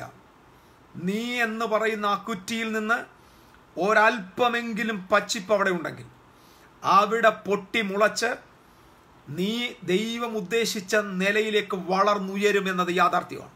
കാരണം നിന്റെ മേലും ആ ദൈവത്തിൻ്റെ ക്രിയേഷൻ്റെ വേർഡ് ചലിച്ചുകൊണ്ടിരിക്കുക. നീ എഴുന്നേൽക്കും. ഇവിടുത്തെ മീഡിയ പറയുന്ന വാക്കുകളൊന്നും ദൈവമക്കൾ വിശ്വസിക്കരുത്. ലിസൺ, മീഡിയാസ് പറയുന്ന വാക്കുകൾ, ഇവിടുത്തെ സാമ്പത്തിക ശാസ്ത്രജ്ഞന്മാർ പറയുന്ന വാക്കുകൾ, പൊളിറ്റീഷ്യൻസ് പറയുന്ന പ്രഖ്യാപനങ്ങൾ, ലോക നേതാക്കന്മാർ പറയുന്ന പ്രഖ്യാപനങ്ങളൊന്നും ദൈവജനം വിശ്വസിക്കരുത്. ദൈവജനം ഒറ്റ വാക്കിൽ വിശ്വസിക്കാൻ പാടുള്ളൂ. അത് രാജാതിരാജാവിൻ്റെ വാക്കിലാണ്. ആ വാക്ക് ഇന്ന് നിലനിൽക്കുന്നുണ്ട്. ഇവിടെ തകരത്തിൽ, ഇവിടുത്തെ സാമ്പത്തിക നില തകരത്തിൽ, ഇവിടെ യുദ്ധം കൊണ്ട് ലോകം തകരത്തിൽ, ഇതൊന്നും സംഭവിക്കത്തില്ല. ഇത് പറയുന്നത് ദൈവരാജ്യത്തിൻ്റെ ഡിക്ലറേഷൻ. ഇവിടുത്തെ ലോകത്തിന്റെ ഗവൺമെന്റ് പറയുക അത് നശിക്കുമെന്ന്. പക്ഷെ ദൈവരാജ്യത്തിന്റെ ഗവൺമെന്റ് പാരലായിട്ട് നിന്നോട്ട് പറയാൻ നശിക്കത്തില്ല. ഇവിടുത്തെ സാമ്പത്തികം തകരുമെന്ന് ലോക ഗവൺമെന്റ് പറയുന്നു, സ്വർഗീയ ഗവൺമെന്റ് പറയുന്നു ഇല്ല, ഇത് മനോഹരമായി മാറും. നിങ്ങൾക്ക് വേണമെങ്കിൽ നോക്കിക്കോ. ഇപ്പം നമ്മൾ കുറച്ച് നാൾ മുമ്പ് കേട്ടിട്ടില്ലേ, ഓസോൺ വലയം എല്ലാം കൂടെ കീറിപ്പോയെന്ന്. ഈ 2-3 മാസം കൊണ്ട് ഓസോൺ വലയം ക്ലിയറായി. ഓസോൺ എന്ന് പറയുന്ന ആ ഒരു ലെയർ ഓഫ് അറ്റ്മോസ്ഫിയറിൻ്റെ ഒരു ലെയർ ഉണ്ടല്ലോ, അത് ഓൾറെഡി എനിക്ക് തോന്നുന്നു ഈ ലോകം കുറേ പുതുമയിലേക്ക് വരികയാണ്. പുതുക്കത്തിലേക്ക് വരിക. പൊല്യൂഷൻസ് എല്ലാം ദൈവത്തിൻ്റെ നാടിനെ നശിപ്പിച്ച പൊല്യൂഷനെ കൺട്രോൾ ചെയ്യാൻ വേണ്ടി ഉടയവൻ കൊടുത്തു വിട്ടതാണ് എനിക്ക് തോന്നുന്നു ദൈവം അലോ ചെയ്തതെന്ന് വിശ്വസിക്കുന്നു. കൊറോണ കുറച്ചാളും കിടക്കട്ടെന്ന് വിചാരിച്ചു. എന്തിനാ? അവൻ്റെ പരിസ്ഥിതിയെ സൂക്ഷിക്കാനായിട്ട്. കുറച്ച് കാലം ഭൂമിക്ക് വളരെ മനോഹര സന്തോഷമായിരുന്നു. കാരണം മനുഷ്യന്മാരും ഈ കാട്ടാളന്മാരെല്ലാം കൂടെ വീട്ടിൽ കയറി ഇരുന്നപ്പോഴത്തേന് പ്രകൃതി ഹാപ്പിയായി. ഈ ലോകത്തെ ഏറ്റവും കൂടുതൽ പൊല്യൂട്ട് ചെയ്തത് മൃഗങ്ങളല്ല.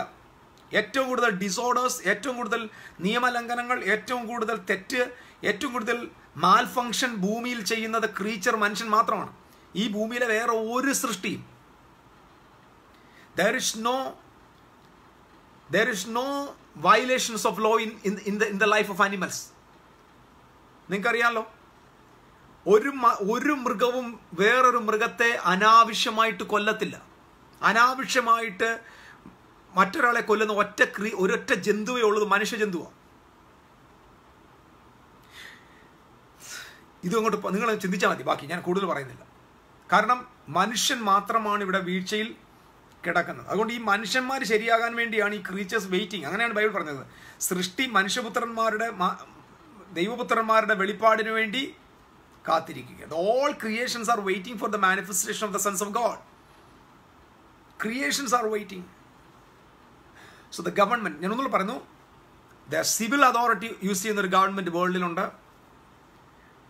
തൊട്ട് അപ്പുറത്ത് സ്പിരിച്വൽ അതോറിറ്റി ഉപയോഗിക്കുന്ന ഒരു കിങ്ഡം ഉണ്ട്. സോ ഡെമോക്രാറ്റിക് വേൾഡിൽ, ഡെമോക്രസിയിൽ പാരലായിട്ടൊരു കിങ്ഡം വർക്കൗട്ട് ചെയ്യുന്നുണ്ട്. ഇപ്പം നമ്മുടെ കഴിഞ്ഞ ദിവസം ഒരു ദൈവദാസൻ പ്രസംഗിക്കുന്നുണ്ട്, കർത്താവിൻ്റെ വരവിനെ കുറിച്ച് പറഞ്ഞു, ഒരു ഏകലോക ഗവൺമെൻറ് വരുന്നു. ഞാനത് 100% വിശ്വസിക്കുന്നു. പക്ഷേ അതിൻ്റെ തലപ്പത്തിരിക്കാൻ പോകുന്നത് അന്തിക്രിസ്തു അല്ല. അതിൻ്റെ തലപ്പത്തിരിക്കാൻ പോകുന്നത് എൻ്റെ കർത്താവാണ്. എൻ്റെ കർത്താവിനെ കേന്ദ്രീകരിച്ചുള്ള ദൈവരാജ്യത്തിൻ്റെ പ്രിൻസിപ്പിൾസ് ഉള്ള, ദൈവരാജ്യ കേന്ദ്രീകൃതമായ, ദൈവസഭയുടെ ഡോമിനേഷനുള്ള, യേശുക്രിസ്തുവിൻ്റെ ജീവനും സ്വർഗത്തിൻ്റെ സ്റ്റാൻഡേർഡും ലോസും വർക്കൗട്ട് ചെയ്യുന്ന ഒരു ഏക ലോക ഗവൺമെൻറ് ഭൂമിയിൽ ഉണ്ടാകും. അത് സ്ഥാപിക്കാൻ വരുന്നത് ആൻറ്റിയും അല്ല, അങ്കിളും അല്ല. അത് നമ്മുടെ യേശു ആയിരിക്കും വരാൻ പോകുന്നത്. കാരണം ക്രിസ്തുവിന് കാരണം ഓൾറെഡി ഈ വേൾഡിൻ്റെ മൊത്തം ഓണർ നമ്മുടെ കർത്താവാണ്. ഭൂമിയും അതിൻ്റെ പൂർണ്ണതയും ഭൂതലവും അതിൻ്റെ നിവാസികളും യഹോവയ്ക്കുള്ളതെന്നാണ്. ദൈവത്തിൻ്റെ വകയാണ്. ഒരാൾ ഭരിക്കുന്ന രാജ്യത്തെ ഞാൻ പണ്ട് ഇവിടെ പറഞ്ഞിട്ടുണ്ട്, ആൻറ്റി ക്രൈസ്റ്റ് എന്ന് പറഞ്ഞ ഒരാൾ ഇവിടെ വന്ന് ഭരിക്കുമെന്ന് എല്ലാവരും പറയുന്നുണ്ടല്ലോ. How can it possible? നമുക്ക് ചുമ്മാ വാചടിക്കാം, ഒരു ഏക ലോക ഗവൺമെൻറ് വരുന്നു, അയാൾ ഭരിക്കാൻ പോകുന്നു. ഇന്ത്യ വിട്ടുകൊടുക്കും, ഇന്ത്യ ആൻറ്റി ക്രൈസ്റ്റിന് വിട്ടുകൊടുക്കും? അല്ല, ഈ ലോകത്തിലെ 33,000 പേര് ഭരിച്ചിട്ട് പോലും ഇതുവരെ രാജ്യം ശരിയാവുന്നില്ല. ഒരാൾ ഭരിക്കാൻ വരികയാണ്. ഇത് വിഡ്ഢിത്തരമാണ്. ഇപ്പം തന്നെ ഒരാൾ ഭരിക്കുന്നുണ്ട്, അത് ആദ്യം മനസ്സിലാക്കുക. ഇനി ഒരാൾ ഭരിക്കാൻ പോകുന്നു എന്ന മിഥ്യാധാരണയിൽ നിന്ന് ഓൾറെഡി ഒരുത്തൻ ഇപ്പോൾ സിംഹാസനത്തിലാണെന്ന ബോധ്യത്തിലേക്കാണ് സഭ വരേണ്ടത്. കർത്താവിൻ്റെ സഭയ്ക്ക് പറ്റിയ അബദ്ധം, 2000 വർഷത്തിന് മുമ്പ് സിംഹാസനത്തിൽ പോയി മഹിമയുടെ വലതുഭാഗത്തിരിക്കുന്ന ക്രിസ്തുവിനെ കുറിച്ചുള്ള ഒരു ചിന്തയില്ല. എവിടുന്നോ കയറും പൊട്ടിച്ച് വരാൻ പോകുന്ന അന്തിക്രിസ്തുവിനെ കുറിച്ചാണ് ചിന്ത. എന്ത് ഭയാനകവും ദയനീയവുമാണ് ഈ ജനത്തിന്റെ അവസ്ഥ. യേശുക്രിസ്തു ഇപ്പൊ എവിടെയാ? യേശുക്രിസ്തു മഹിമയുടെ സിംഹാസനത്തിലാണ്. അവൻ സിംഹാസനത്തിൽ ഇരുന്നിട്ട് ചുമ്മാ ഇങ്ങനെ തൊറി കുത്തിയിരിക്കുകയാണ്. അവൻ സിംഹാസനത്തിൽ ഭരിച്ചുകൊണ്ടിരിക്കുക. ആധിപത്യം അവന്റെ കയ്യിലുണ്ട്. അവൻ തന്റെ വിശുദ്ധ സഭയെ വെച്ച് ഭരിച്ചുകൊണ്ടിരിക്കുക. വിശുദ്ധ സഭ എന്തു പറയുന്നേ? വിശുദ്ധ സഭ പ്രസംഗിക്കുക, അതാണ്ട് വേറൊരുത്തം വരുന്നത്. ഇത് സത്യത്തിൽ വ്യഭിചാരമാണ്. വ്യഭിചാരം എന്ന് പറഞ്ഞാൽ സ്വന്തം ഭർത്താവ് ഭരിക്കുമ്പോൾ അന്യപുരുഷൻ ഭരിക്കാൻ വരുന്ന പറഞ്ഞാൽ അന്യപുരുഷന് വേണ്ടി സംസാരിക്കുന്ന ആളുകൾ. സ്വന്തം ഭർത്താവാണ് ഭരണത്തിരിക്കുന്നത്. സ്വന്തം ഭർത്താവിനെ ഡിസോണർ ചെയ്യുക.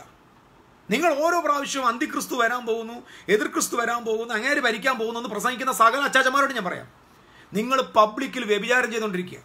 നിങ്ങളുടെ സ്വന്തം ഹസ്ബൻഡായ യേശുക്രിസ്തു മഹാരാജാവായിട്ട് ഭരിക്കുന്നത് അറിയാതെ, അല്ലെങ്കിൽ അറിഞ്ഞിട്ടും അന്യപുരുഷന് വേണ്ടി വഴിയൊരുക്കാൻ വേണ്ടി നിങ്ങൾ പറയുന്ന ചിന്താഗതികൾ, നിങ്ങൾ പബ്ലിക് പ്രോസ്റ്റിറ്റ്യൂഷനാണിത്. അല്ല, യേശുക്രിസ്തുവിന്റെ സിംഹാസനത്തിൽ നിന്ന് അവൻ എഴുന്നേക്കാതെ, അല്ലെങ്കിൽ അത് ഒഴിഞ്ഞു കൊടുക്കാതെ ഈ ഭൂമിയെ ഭരിക്കാൻ ആർക്കാ പറ്റുന്നത്? അതിന് ആൻസർ ഇതാ. ഇതിന് ആൻസർ ഇല്ല.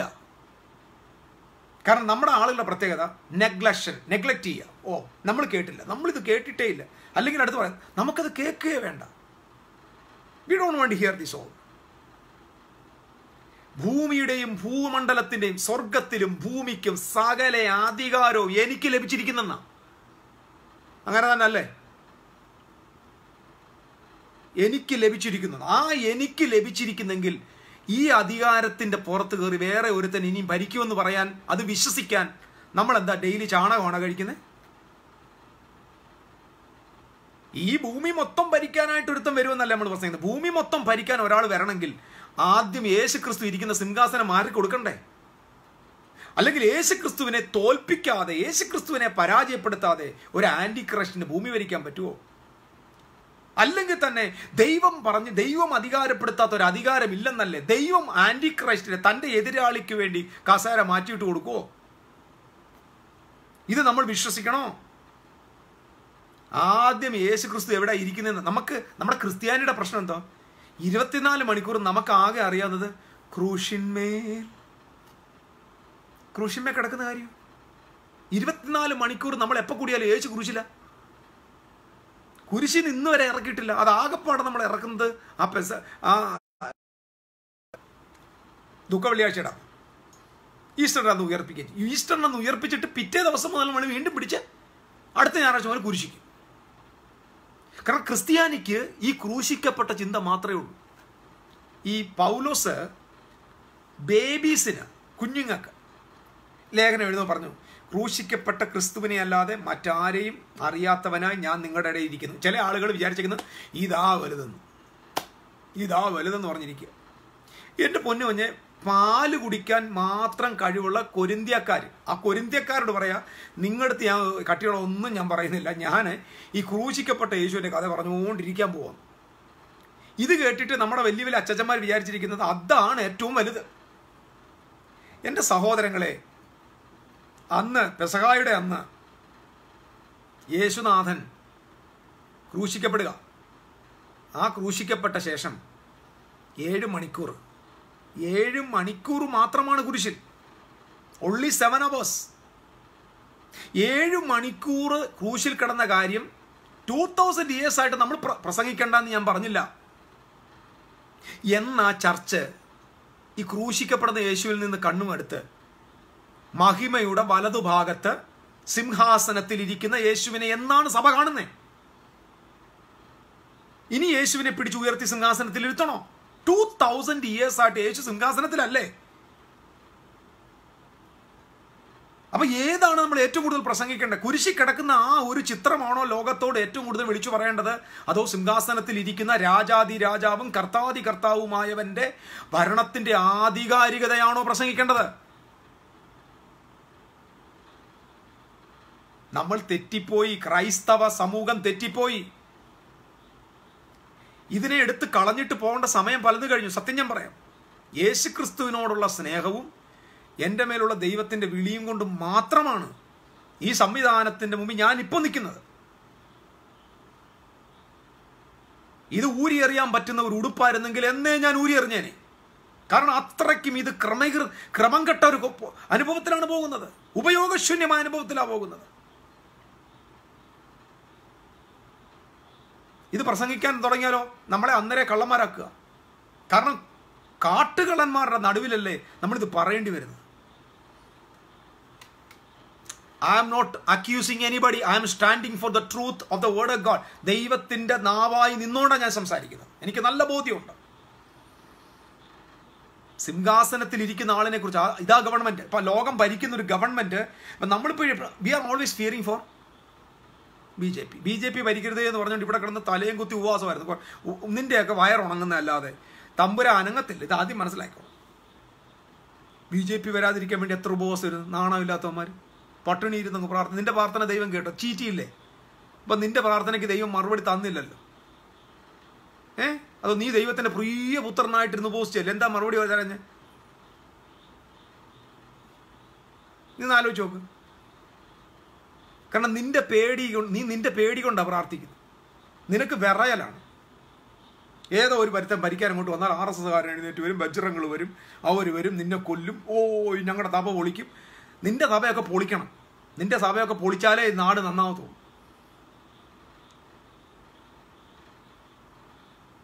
നിനക്കൊക്കെ 2 എണ്ണം കൊള്ളണം. കൂട്ടത്തിൽ എനിക്ക് 2 എണ്ണം കിട്ടിയോട് കുഴപ്പമില്ല, ഞാൻ തയ്ച്ചു. ഭയമാണ്. ആരെ പേടിക്കുന്നത്? നീ ആദ്യം മനസ്സിലാക്കുക, 5 വർഷം ഭരിച്ചിരുന്ന് തോറ്റ് തൊപ്പി അടിച്ചു പോകുന്നവന്മാരല്ല. 2000 വർഷമായിട്ട് നിന്റെ നാഥൻ, നിന്റെ ദൈവം, നിന്റെ കർത്താവ്, നിന്റെ രാജാവ്, നിന്റെ ലീഡർ സിംഹാസനത്തിലിരിക്കുക, മരണത്തെ ജയിച്ച്, പാതാളത്തെ ജയിച്ച്. ഈ ഒരു റെവലേഷനാണ് അകത്ത് വരേണ്ടത് നമുക്ക്.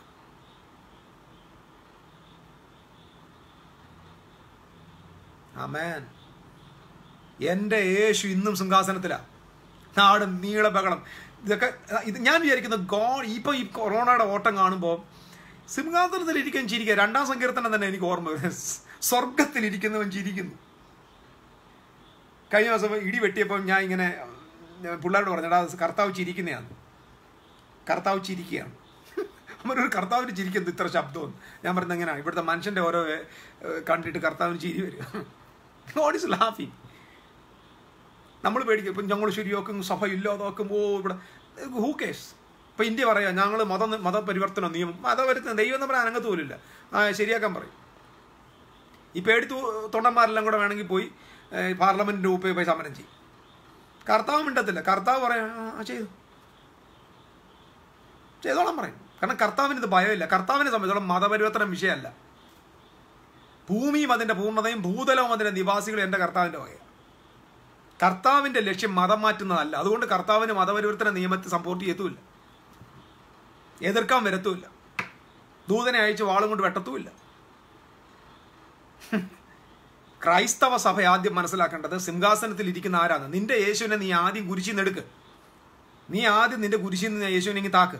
നീ ഇപ്പോഴും ആണി അടിച്ചവിടെ തൂക്കാതെ കർത്താവിനെ നീ ആദ്യം release your Christ from the cross. ഇതാണ് നമുക്കിനി ഒരു പുതിയ ഒരു ഹാഷ്ടാഗിൽ പോകേണ്ട കാര്യം. Release Christ from the cross. ക്രിസ്തുവിനെ ക്രൂശിൽ നിന്ന് ഇറക്ക്. നീ ഇതിനെ തൂക്കി അവിടെ ഇട്ടുകൊണ്ടിരിക്കും. 24 മണിക്കൂർ നിനക്ക് കുരിശ് മാത്രമേ ഉള്ളൂ. നീ അതിനെ ആ യേശുവിനെ അവിടെ നിന്ന് ഇറക്കി സിംഹാസനത്തിലിരിക്കുന്ന യേശു ക്രിസ്തുവിനെ നീ നിന്റെ സഭയ്ക്കകത്ത് ഈ കുരിശിത രൂപം കാണിക്കാതെ സിംഹാസനത്തിലിരിക്കുന്ന തേജോമയനായ കർത്താവിനെ, മാറത്ത് പൊൻകച്ച കെട്ടിയവനെ, വെള്ളോട് സദൃശ്യമുള്ള കാലുകളുള്ളവനെ, അഗ്നിജ്വാലയുടെ കണ്ണുള്ളവനെ, പെരുവെള്ളത്തിൻ്റെ ഇരച്ചിപ്പ ശബ്ദമുള്ളവനെ, നക്ഷത്രങ്ങളെ വലം കയ്യിൽ പിടിച്ചിരിക്കുന്നവനെ നീ അതിൻ്റെ ഒരു രൂപം ഉണ്ടാക്കുവോ, അതിൻ്റെ ഒരു പിക്ചർ ഉണ്ടാക്കി നിന്റെ പള്ളി തൂക്ക്, അല്ലെങ്കിൽ നിന്റെ ആലയത്തിൽ കൊണ്ട് തൂക്ക്. Why you are always focusing on the hanging on the cross? ക്രൂശ് 7 മണിക്കൂർ കൊണ്ട് തീർന്ന കഥയാ. 2000 years ആയി കർത്താവ് സിംഹാസനത്തിലെ. ഈ ബോധ്യം എന്ന് സഭയ്ക്ക് വരും? എന്ന് സഭയ്ക്ക് വരും? ക്രൂശിന്മേൽ കാണുന്നതാരിത അങ്ങ് സഹതാപ തരംഗമാ. നിന്റെ കരച്ചിൽ നീ എന്തിനാ യേശുവിനെ ഓർത്ത് കരയുന്നു? യേശു ഇപ്പൊ ഭൂമിയിലുണ്ടായിരുന്ന കർത്താവ് നീ നിന്റെ പിള്ളേരെ നോക്കി കരയാൻ പറഞ്ഞു. എന്നെ നോക്കി ഒന്നും കരയേണ്ട ആവശ്യമൊന്നും. വേറൊരു രസം പറയാം. ഈ കുരിശി തൂക്കിയതാരാ? മനുഷ്യൻ. അവനെ അടിച്ചതാരാ? മനുഷ്യൻ. അവന്റെ മുഖത്ത് രോമം വലിച്ചു പറിച്ചാരാ? മനുഷ്യൻ. എന്നിട്ട് അവനെ നോക്കി കരയുന്നതാരാ? മനുഷ്യൻ. എന്തും മണ്ടത്തരാടൂ. നമുക്ക് വേണ്ടി ക്രൂശിക്കപ്പെട്ടു എന്നൊക്കെ പറഞ്ഞ സത്യമാണ്. പക്ഷെ ഈ ഉപദ്രവം മൊത്തം കൊടുത്തതാരാ? മനുഷ്യനാ. ആര് മുഖാന്തരമാണ് ആ മുറിവേറ്റത്? എൻ്റെ കയ്യിലിരിപ്പ് കാരണം കർത്താവിൻ്റെ കൈ മുറിവ് വന്നു. എന്നിട്ട് ഞാൻ ആ മുറിവിനെ നോക്കിയിട്ട് സഹിക്കാൻ പറ്റുന്നില്ലെന്ന്. നീ ആലോചിച്ച് നോക്ക്. നിനക്ക് ഇനി നീ കുരിശിൻ്റെ മുമ്പിൽ കിടന്ന കാര്യമായിരുന്നു. മനസ്സിലായി? നിന്റെ കയ്യിലിരിപ്പ് കാരണമാണ് യേശുക്രിസ്തുവിൻ്റെ കയ്യിൽ മുറിവ് വന്നത്. എന്നിട്ട് ആ കയ്യിലെ മുറിവിനെ നീ നോക്കിയിരുന്നിട്ട് നീ കരയുക. എന്നാലും യേശുവേ, നിന്റെ കയ്യിലെ മുറിവ്, നിന്റെ കയ്യിലിരിപ്പ് കൊണ്ടാടാന്നാ. നിന്റെ കയ്യിലിരിപ്പ് കൊണ്ടാ. അപ്പൊ നീ നിന്റെ കയ്യിലിരിപ്പ് കൊണ്ട് കർത്താവിനെ മുറിവേപ്പിച്ചിട്ട് ഇവിടെ ഇരുന്നിട്ട് നീ കർത്താവേ നീ എനിക്ക് വേണ്ടി മുറിവേക്കും, നിന്റെ ചങ്കില ചോരയോ. എന്ത് കഷ്ടം. നീ മേലാൽ ഇനിയും കുരിശിനെ നോക്കി കരഞ്ഞേക്കരുത്. നീ കാരണമാണ് ഇത് വന്നെന്ന് ഓർത്ത് നീ തമ്പുരാനോട് സോറി പറ. പത്രോസ് പെന്തിക്കോസ് നാളിൽ എഴുന്നേറ്റ് പ്രസംഗിച്ചെന്നറിയാമോ? നിങ്ങൾ ക്രൂശിച്ചു കൊന്ന ക്രിസ്തു, നിങ്ങൾ ക്രൂശിച്ചു കൊന്ന ക്രിസ്തു. അല്ലാതെ ശിഷ്യന്മാരെല്ലാം കൂടെ കുരിശിന്റെ മുമ്പിൽ കൊടുക്കുന്ന കരയുമല്ലായിരുന്നു. കാരണം മനസ്സിലായി, മുഴുവൻ ചിന്തകൾ മാറണം. അപ്പം ഇത് പറഞ്ഞുകൊണ്ടിരിക്കുമ്പോൾ നിങ്ങൾ വിചാരിക്കും ജോൺ ലോറൻസ് ഞാൻ കുരിശിനെതിരല്ല, നിങ്ങൾ കുരിശിനെ കുറിച്ച് ഒരു റെവലേഷൻ പറയാമെങ്കിൽ അതിനപ്പുറം തുറന്നുകൂടെ പറയാൻ എനിക്ക് ദൈവകൃപയാൽ ഇപ്പോൾ പ്രാപ്തിയുണ്ട്. ഞാൻ അഹങ്കരിച്ച് പറയല്ല. നിങ്ങൾ കുരിശിനെ കുറിച്ച് ഒരു ദർശനം, ഒരു വെളിപ്പാട് നിങ്ങൾ സംസാരിച്ചാൽ നിങ്ങൾ പറഞ്ഞതിനപ്പുറത്തൊന്നും കൂടെ പറയാനുള്ള കാഴ്ചപ്പാടിലാണ് ഞാൻ കുരിശിനെ സംബന്ധിച്ച് നിൽക്കുന്നത്. സോ കുരിശ് എന്ന് പറയുന്നത് എനിക്ക് വിരക്തമായ ഒന്നല്ല. I believe the power of the cross, I believe the work of the cross, finished work of the cross, I believe it. പക്ഷെ ചർച്ചിന് ഇന്ന് വരേണ്ട ബോധം അവൻ സിംഹാസനത്തിലാണ്. ഇവിടുത്തെ ഗവൺമെന്റിന്റെ മീതെ ഒരു ഭരണം, ഇവിടുത്തെ സിസ്റ്റത്തിന്റെ മീതെയാണ് നീ എന്ന ബോധ്യമാണ് ഓരോ ക്രിസ്ത്യാനിയുടെ അകത്തുണ്ടാകേണ്ടത്. ഓരോ ക്രിസ്ത്യാനിയുടെ അകത്തുണ്ടാകേണ്ട ചിന്ത, ഇവിടുത്തെ സിസ്റ്റത്തിന്റെ മുകളിലാണ് സഭ. Communist party of India Kerala ഭരിക്കുന്നുവെങ്കിൽ കമ്മ്യൂണിസ്റ്റ് പാർട്ടിയുടെ മുകളിലാണ് എൻ്റെ സ്പിരിച്വൽ അതോറിറ്റി.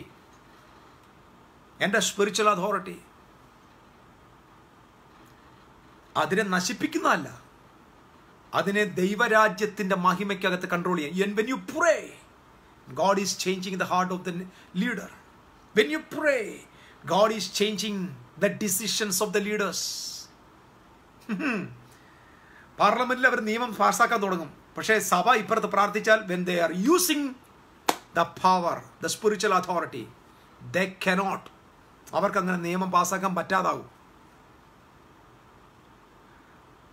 സ്വവർഗരീതി അല്ലെങ്കിൽ സെയിം സെക്സ് മാരേജിനെ കുറിച്ചൊരു ലോ വരിക, ചർച്ച് സ്പിരിച്വൽ അതോറിറ്റി പറയണം ഇറ്റ് ഇസ് നോട്ട് പോസിബിൾ. നീ നിന്റെ സ്വർഗീയ ഗവൺമെന്റിന് കമാൻഡ് കൊടുക്കണം, നീ അവിടെ ആപ്ലിക്കേഷൻ കൊടുക്കണം. സ്വർഗീയ ഗവൺമെന്റ് ആ വിഷയത്തിനകത്ത് ഇടപെടും. സ്വർഗീയ ഗവൺമെന്റ് അങ്ങനെ, രാജാക്കന്മാരുടെ മനസ്സ് ദൈവത്തിന്റെ കയ്യിൽ നീർച്ചാല് പോലെ എന്നാ. മഹാദൈവം ഇവരുടെ മനസ്സിനെ ചേഞ്ച് ചെയ്യും, ഈസി ആയിട്ട് മാറും. നീ ഇവിടെ പ്രൊട്ടസ്റ്റ് ചെയ്യാൻ പോകേണ്ട ആവശ്യമില്ല. Church has to use the spiritual authority because church is the parallel government of the kingdom of God. Church പാട്ട് പാടുന്ന, കുന്തിരിക്കം പോയിക്കുന്ന, ട്രം അടിക്കുന്ന, കീബോർഡ് വായിക്കുന്ന, ആചാരവും അനുഷ്ഠാനവും കാട്ടിക്കൂട്ടുന്ന വെറും ഒരു മതക്കൂട്ടമല്ല. ചർച്ച് എന്ന് പറയുന്നത് കർത്താവിന്റെ അധികാരത്തെയും ശക്തിയെയും സ്വർഗത്തിന്റെ ജുഡീഷ്യറിയും ദൈവരാജ്യത്തിന്റെ മഹത്വത്തെയും ലോകത്തിൽ വെളിപ്പെടുത്തേണ്ട സ്വർഗത്തിന്റെ ഭൂമിയിലെ ഏക ഗവൺമെന്റ് ആണ് സഭ.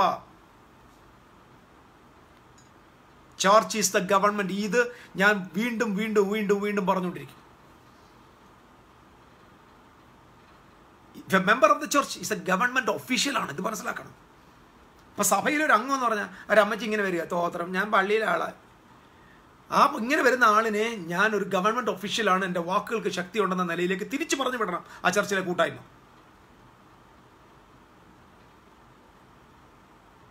Church is a government. The seventh influencing bound in the world is government. പെട്ടെന്ന് എങ്ങനെയായി ലോക്കൽ സെൽഫ് ഗവൺമെന്റ് എന്താണ്, ഡെമോക്രസി എന്താണ് എന്ന വിഷയങ്ങളൊക്കെ ഇച്ചിരി സ്പീഡിൽ പറയാൻ പോകും. ഒന്ന്, ആദ്യത്തെ ഗവൺമെന്റ് ദൈവത്തിൻ്റെ ആയിരുന്നു. ഗോഡായിരുന്നു അതിൻ്റെ കൺട്രോളർ. ദൈവത്തിൻ്റെ ആ കൺട്രോളിങ്ങിൽ അവൻ രാജാതിരാജാവായിരുന്നത് കൊണ്ട് ഭൂമിയിലെ രാജാവായി ആദമിനെ സൃഷ്ടിച്ചു, ഹവ്വായെയും സൃഷ്ടിച്ചു. അവരായിരുന്നു ഭൂമിയിലെ ആദ്യത്തെ ഗവൺമെന്റ്. അവർക്ക് കൊടുത്ത അധികാരം എന്താണ്? തോട്ടം കാക്കേണ്ടതിനും പരിപാലിക്കേണ്ടതിനും, ഫ്രൂട്ട്ഫുൾ ആകണം എന്ന് പറഞ്ഞിട്ടുണ്ട്. അപ്പം നിങ്ങൾ സന്താന പുഷ്ടിയുള്ളവരായി പെരുകി എന്നാണ് മലയാളത്തിൽ എഴുതിയിരിക്കുന്നത്. ഫ്രൂട്ട്ഫുൾ എന്നാണ്. ഫ്രൂട്ട്ഫുൾ എന്ന് പറഞ്ഞാൽ ഞാൻ നേരത്തെ പറഞ്ഞിട്ടുണ്ട്, പിള്ളേരെ ജനിപ്പിക്കുക മാത്രമല്ല, ക്രിയേറ്റീവ് ആകുക, പ്രൊഡക്റ്റീവ് ആകുക എന്നാണ്. മനസ്സിലായവർക്ക് സ്തോത്രം. പ്രൊഡക്റ്റീവ് ആകുക. നമ്മൾ പുതിയത് കൊണ്ടുവന്നുകൊണ്ടേയിരിക്കണം. നമ്മുടെ ദൈവദാസന്മാർ പ്രൊഡക്റ്റീവ് ആകണം. 1946 അപ്പച്ചൻ്റെ സിലബസിനകത്ത് കീറിയ പേജും വായിച്ചുകൊണ്ടിരിക്കരുത്. അദ്ദേഹം വായിച്ച അതേ ബൈബിളിൽ നിന്ന് പുതിയത് കൊണ്ടുവരാൻ നീ ആദ്യം നിനക്ക് പ്രൊഡക്ഷൻ, നീ സീഡുള്ളവനാ. സീഡുള്ളവന് മാത്രമേ ഫ്രൂട്ട് ഉണ്ടാക്കാൻ പറ്റത്തുള്ളൂ. പുതിയത് കൊണ്ടുവരണം. നീ ഒരു സത്യം ദൈവത്തിൽ നിന്നെ വചനത്തിൽ നിന്ന് പഠിച്ചാൽ അത് പറയാനുള്ള ധൈര്യം വേണം. അത് നിന്റെ ചേട്ടൻ എതിർത്താലും അപ്പച്ചനെ എതിർത്താലും സെൻട്രൽ പാസ്റ്റർ എതിർത്താലും ഡസൻ മൈൻഡ്. കാരണം ഇവരാരും ഒന്നും അല്ല നിന്റെ ആള്. നീ ഇവിടെ അടിമയായിട്ട് ജീവിക്കരുത്. ഇവിടെ സത്യത്തിൽ അടിമത്തമാണ് ഇപ്പം വ്യാപരിക്കുന്നത്. അഭിപ്രായ സ്വാതന്ത്ര്യം ഇല്ലാത്ത കൂട്ടമായി സഭ മാറി. ഒരിക്കൽ ഞാനൊരു ചർച്ചയിൽ പ്രസംഗിക്കാൻ ഞാൻ മുമ്പ് പറഞ്ഞിട്ടുള്ളതാണ്.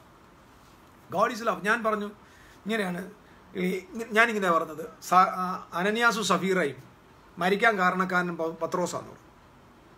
അനന്യാസും സഫീറയും മരിക്കാൻ കാരണക്കാരൻ പത്രോസിൻ്റെ കയ്യിലിരിപ്പാന്ന് ഞാൻ പറഞ്ഞു. അയ്യോ, പാസ്റ്റർക്ക് ഭയങ്കര വിഷമമായി. കാരണം അനന്യാസും സഫീറയും എന്ത് പാപം ചെയ്തു? നിങ്ങളൊന്ന് ആലോചിച്ച് നോക്കുക. അനന്യാസും സഫീറയും ചെയ്ത പാപം എന്താ? എന്ത് ലംഘനം അവർ ചെയ്ത്? അവരുടെ വസ്തു അവർ വിറ്റു, അതിനകത്ത് കുറച്ച് ഭാഗം അവർ മാറ്റിവെച്ചു, ബാക്കിയുള്ളത് കൊണ്ട് ചർച്ച ചെയ്യും. അതാണ് അവർ ചെയ്ത തെറ്റ്. അല്ല, സകല വസ്തുവും വിറ്റ് പള്ളി കൊണ്ട് കൊടുക്കണമെന്ന് എവിടെ വാക്യം? ഏത് കർത്താവ് അരുളി ചെയ്തു? എന്തുകൊണ്ടാണ് പിന്നെ ഇവർ മരിക്കേണ്ടി വന്നത്? ഈ ആക്രാന്ത പിടിച്ച, ഈ പൈസാമോഹിയായ, ഈ ന്യായപ്രമാണത്തിന്റെ ബന്ധനത്തിൽ കിടക്കുന്ന പത്രോസ് എന്ന് പറയുന്ന മഹാൻ കാരണമാണ്. അല്ലാതെ നിങ്ങൾ ശ്രദ്ധിക്കുന്നേ, അങ്ങനാണെങ്കിൽ ഇന്ന് കേരളത്തിൽ ഒരുത്തരും ജീവിച്ചിരിക്കത്തില്ല, എല്ലാം എന്നേ ചത്തുപോയി. അമ്പലം വിഴുങ്ങികളാണ്. മനസ്സിലാകുന്നുണ്ടോ? ഞങ്ങൾക്ക് പുനലൂർ ഒരു വലിയ പ്രവാചകനുണ്ട്, ഞാൻ പേര് പറയുന്നില്ല, എൻ്റെ പേരുമായിട്ടൊക്കെ ഏകദേശമൊക്കെ ബന്ധമുണ്ട്. വലിയ പ്രവാചകനാണ്. പുള്ളി വലിയൊരു അനാഥശാല നടത്തുന്നുണ്ട്. വർഷാവർഷം സായിപ്പന്മാരൊക്കെ വന്ന് അനാഥശാല കാണും. സത്യത്തിൽ അദ്ദേഹം അനാഥശാല നടത്തിയത് കൊണ്ട് അദ്ദേഹത്തിൻ്റെ കുടുംബം അനാഥമല്ലാതായി. മനസ്സിലായി? അദ്ദേഹത്തിൻ്റെ മക്കളെല്ലാം അമേരിക്കയിലും ലോകരാജ്യങ്ങളിലുമായി. അനാഥ പിള്ളേർ ഇപ്പോഴും അനാഥ പിള്ളേരായിട്ട് തന്നെ. മനസ്സിലാകുന്നുണ്ടോ? അനാഥ പിള്ളേർ ഇപ്പോഴും അനാഥ പിള്ളേരായിട്ട് തന്നെ അവിടെ കറങ്ങി കിടപ്പുണ്ട്. അങ്ങേരുടെ കൊച്ചുങ്ങൾ അനാഥനൊന്നും ആകാതെ വിദേശ രാജ്യങ്ങളിലൊക്കെ സെറ്റപ്പായി. സന്തോഷം.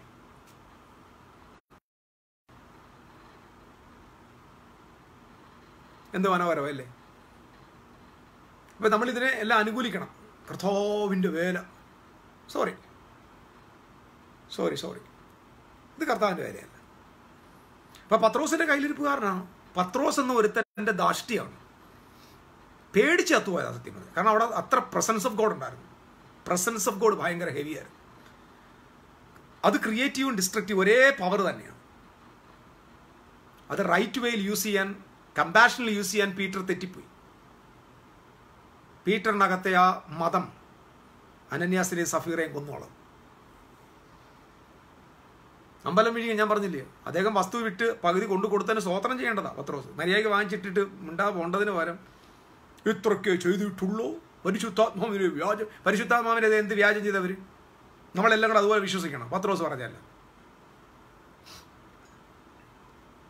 അനാഥശാല നടത്തുന്ന ഒരാൾ, അതിൻ്റെ ഒരു ആള്, ഞാൻ ഒരിക്കൽ ഒരു സായിപ്പിനോട് സംസാരിച്ച, ഒരു കുഞ്ഞിന് $400-500 വെച്ച് ഒരു മാസം അയച്ചു കൊടുക്കുന്നുണ്ട്. $500, 1000 രൂപ ചിലവാക്കുന്നില്ല. $500 എന്നൊക്കെ പറഞ്ഞാൽ 10,000-30,000 രൂപയുണ്ട്. 1000 രൂപ ചിലവാക്കുന്നില്ല. ബാക്കി മുഴുവൻ വിഴുങ്ങിയിട്ടിരിക്കുക. എന്നിട്ട് ഇവനും ദൂതും വെളിപ്പാടുക. ഇവൻ ചാകുന്നില്ല. അവൻ പെരുകി വരുന്നു, അവൻ്റെ പിള്ളേരും പെരുകി വരുന്നു. ഒരു കുഴപ്പമില്ല, അവൻ സന്തോഷമായിരിക്കുന്നു. ഓരോ കുഞ്ഞിന് $500 വെച്ച് അയച്ചു കൊടുക്കുന്നു. സായിപ്പ് വിചാരിച്ചിരിക്കുന്നത് അവൻ $500 ഉള്ളൂ.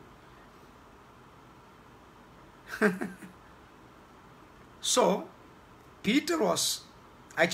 പീറ്റർ ന്യൂ കവനന്റിന്റെ റെവലേഷൻ ഒറിജിനലി പ്രാപിച്ചത് കുറേ കാലങ്ങൾക്ക് ശേഷമാണ്. അപ്പം ഞാൻ പറഞ്ഞു ഇതുപോലെ സത്യങ്ങൾ നമ്മൾ പറയാം. അപ്പോൾ അത് ഞാൻ പറഞ്ഞപ്പോൾ ഉടനെ ആ കർത്താവിൻ്റെ ദാസൻ പറഞ്ഞു, ഇവിടെ പറ്റത്തില്ല, ഇനിയും പ്രസംഗിക്കാൻ പറ്റില്ല. എൻ്റെ ലൈഫിൽ ആദ്യമായിട്ട് അങ്ങനെ, ജീവിതത്തിൽ ആദ്യമായിട്ട് ഒരാൾ പ്രസംഗത്തിനിടയ്ക്ക് പറയാൻ പ്രസംഗിക്കാൻ പറ്റില്ല. ഞാൻ പറഞ്ഞത് എന്താണെന്ന് ചോദിച്ചു. ഇങ്ങനെ നിങ്ങൾ പ്രസംഗിച്ചാൽ ഈ ജനം എല്ലാം പാപിയാവുമെന്ന്.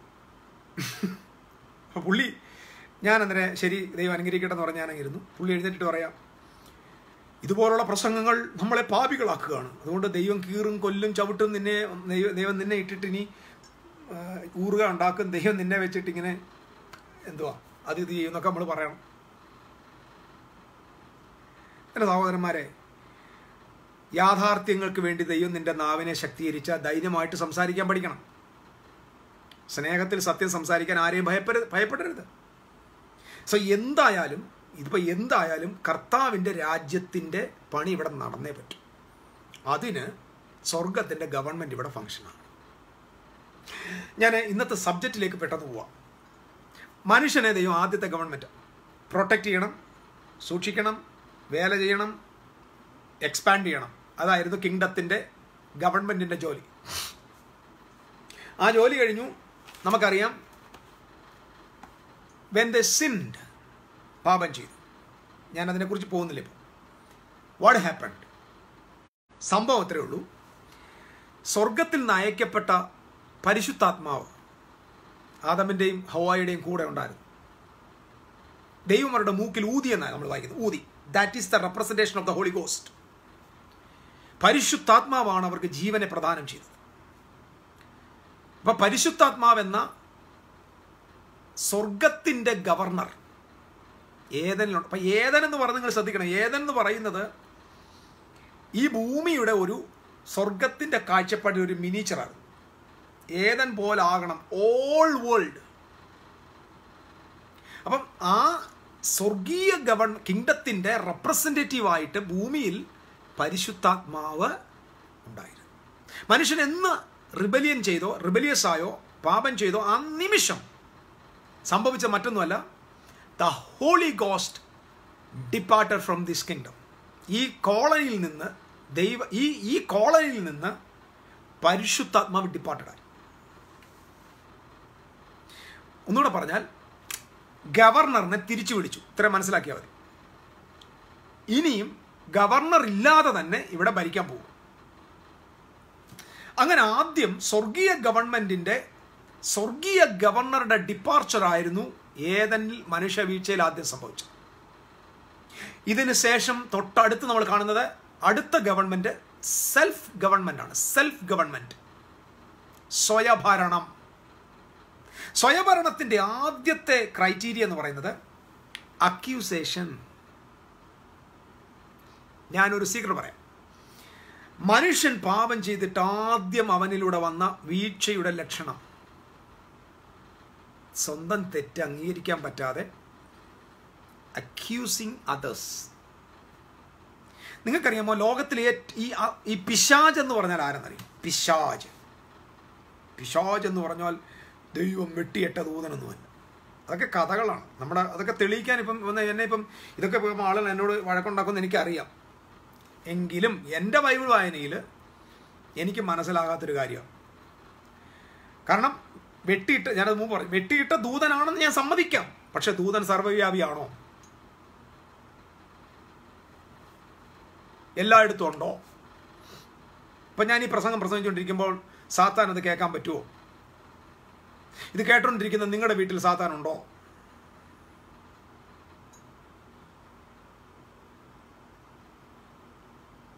ഉണ്ടോ? ഇല്ലല്ലോ. ഒരു ദൂതൻ, ഒരു individual is not a god. He cannot control all the world. He cannot അദ്ദേഹത്തിൻ്റെ സാന്നിധ്യം കൊണ്ട് ഭൂമിയെ മൊത്തം നിറയ്ക്കാൻ ഒരു ദൂതനും പറ്റത്തില്ല. അങ്ങനെയാണെങ്കിൽ വെട്ടേറ്റ ദൂതൻ സാത്താനാണെന്ന് എങ്ങനെ? അങ്ങനെ ആയിക്കോട്ടെ, ആണെങ്കിലും നമുക്ക് പേടിക്കാനൊന്നുമില്ല. കാരണം അങ്ങനെ ഉള്ളിടത്തല്ലേ അങ്ങനെ ഉള്ളൂ. സാത്താൻ എന്ന് പറയുന്ന സംഭവം ആരംഭിക്കുന്നത് ഇവിടെയാണ്. അത് ആദ്യം വെളിപ്പെടുന്നത്, സാത്താൻ എന്ന ആള് ആദ്യം വെളിപ്പെടുന്നത് ആദാമിൻ്റെ വായിലൂടെ. എങ്ങനെ വെളിപ്പെട്ടു? എങ്ങനെ വെളിപ്പെട്ടെന്ന് നോക്കിയേ. നീ അത് കഴിച്ചോ? നീ എനിക്ക് കൂട്ടിരിപ്പാൻ തന്ന ഈ സ്ത്രീ തന്നു, ഞാൻ തിന്നു. ആദ്യത്തെ സെൽഫ് ഗവൺമെന്റിന്റെ പ്രത്യേകത അക്യൂസേഷൻ. എവിടെയാണോ അക്യൂസേഷൻ ഉള്ളത് അവിടെയാണ് വയലൻസ് ഉള്ളത്. അപ്പോൾ ഒരു വീട്ടിൽ വഴക്കുണ്ടാകുന്ന എന്തുകൊണ്ട്? സിമ്പിൾ, ശ്രദ്ധിച്ചോണം, സിമ്പിൾ കാര്യം. വീട്ടിൽ വഴക്കുണ്ടാകുന്നത് എന്തുകൊണ്ട്? Just because of accusation. നിങ്ങൾ ഈ കാണുന്ന കാര്യം മൊത്തം അക്യൂസേഷൻ ആണ്. വീട്ടിലും കുടുംബത്തിലും സൊസൈറ്റിയിലും മുഴുവൻ സെൽഫ് ഗവൺമെന്റിന്റെ മാനിഫെസ്റ്റേഷൻ ആണ് അക്യൂസേഷൻ. സെൽഫ് ഗവൺമെന്റിൽ ഒരാൾ നിലനിൽക്കുന്നത്, ഇത് വളരെ ഇമ്പോർട്ടൻ്റ് ആണ് കേട്ടോ. ഇപ്പം വേൾഡ്ലി ഗവൺമെന്റ് നിലനിൽക്കുന്നത് അടുത്ത ആളിന്റെ മേലുള്ള അക്യൂസേഷൻ കാരണം. ഈ കൊറോണയുടെ കാലത്ത് നിങ്ങൾ നോക്കി, നാട് മുഴുവൻ നെട്ടോട്ട് ഓടുക, കഞ്ഞി വെക്കാൻ ചിലർക്ക് നിവർത്തിയില്ല, കഷ്ടപ്പെടുക, എങ്ങനെയാണെന്നുള്ള വെപ്രാളപ്പെട്ട് ആവലാതി ഇരിക്കുമ്പോഴാണ് നമ്മുടെ പ്രതിപക്ഷ നേതാവ് എഴുന്നേറ്റ് വിട്ടുന്ന ഓരോ ചിരട്ടയിട്ട് ചുരണ്ടുക. ഞാൻ ഒരു പാർട്ടിക്ക് അനുകൂലമല്ല കേട്ടോ, ഞാൻ രണ്ടുപേരെയും ചേർത്ത് തന്നെ പറഞ്ഞു. അദ്ദേഹത്തിൻ്റെ പാർട്ടിക്കാരുണ്ടെങ്കിൽ ദയവായിട്ട് ക്ഷമിച്ചേക്കണം.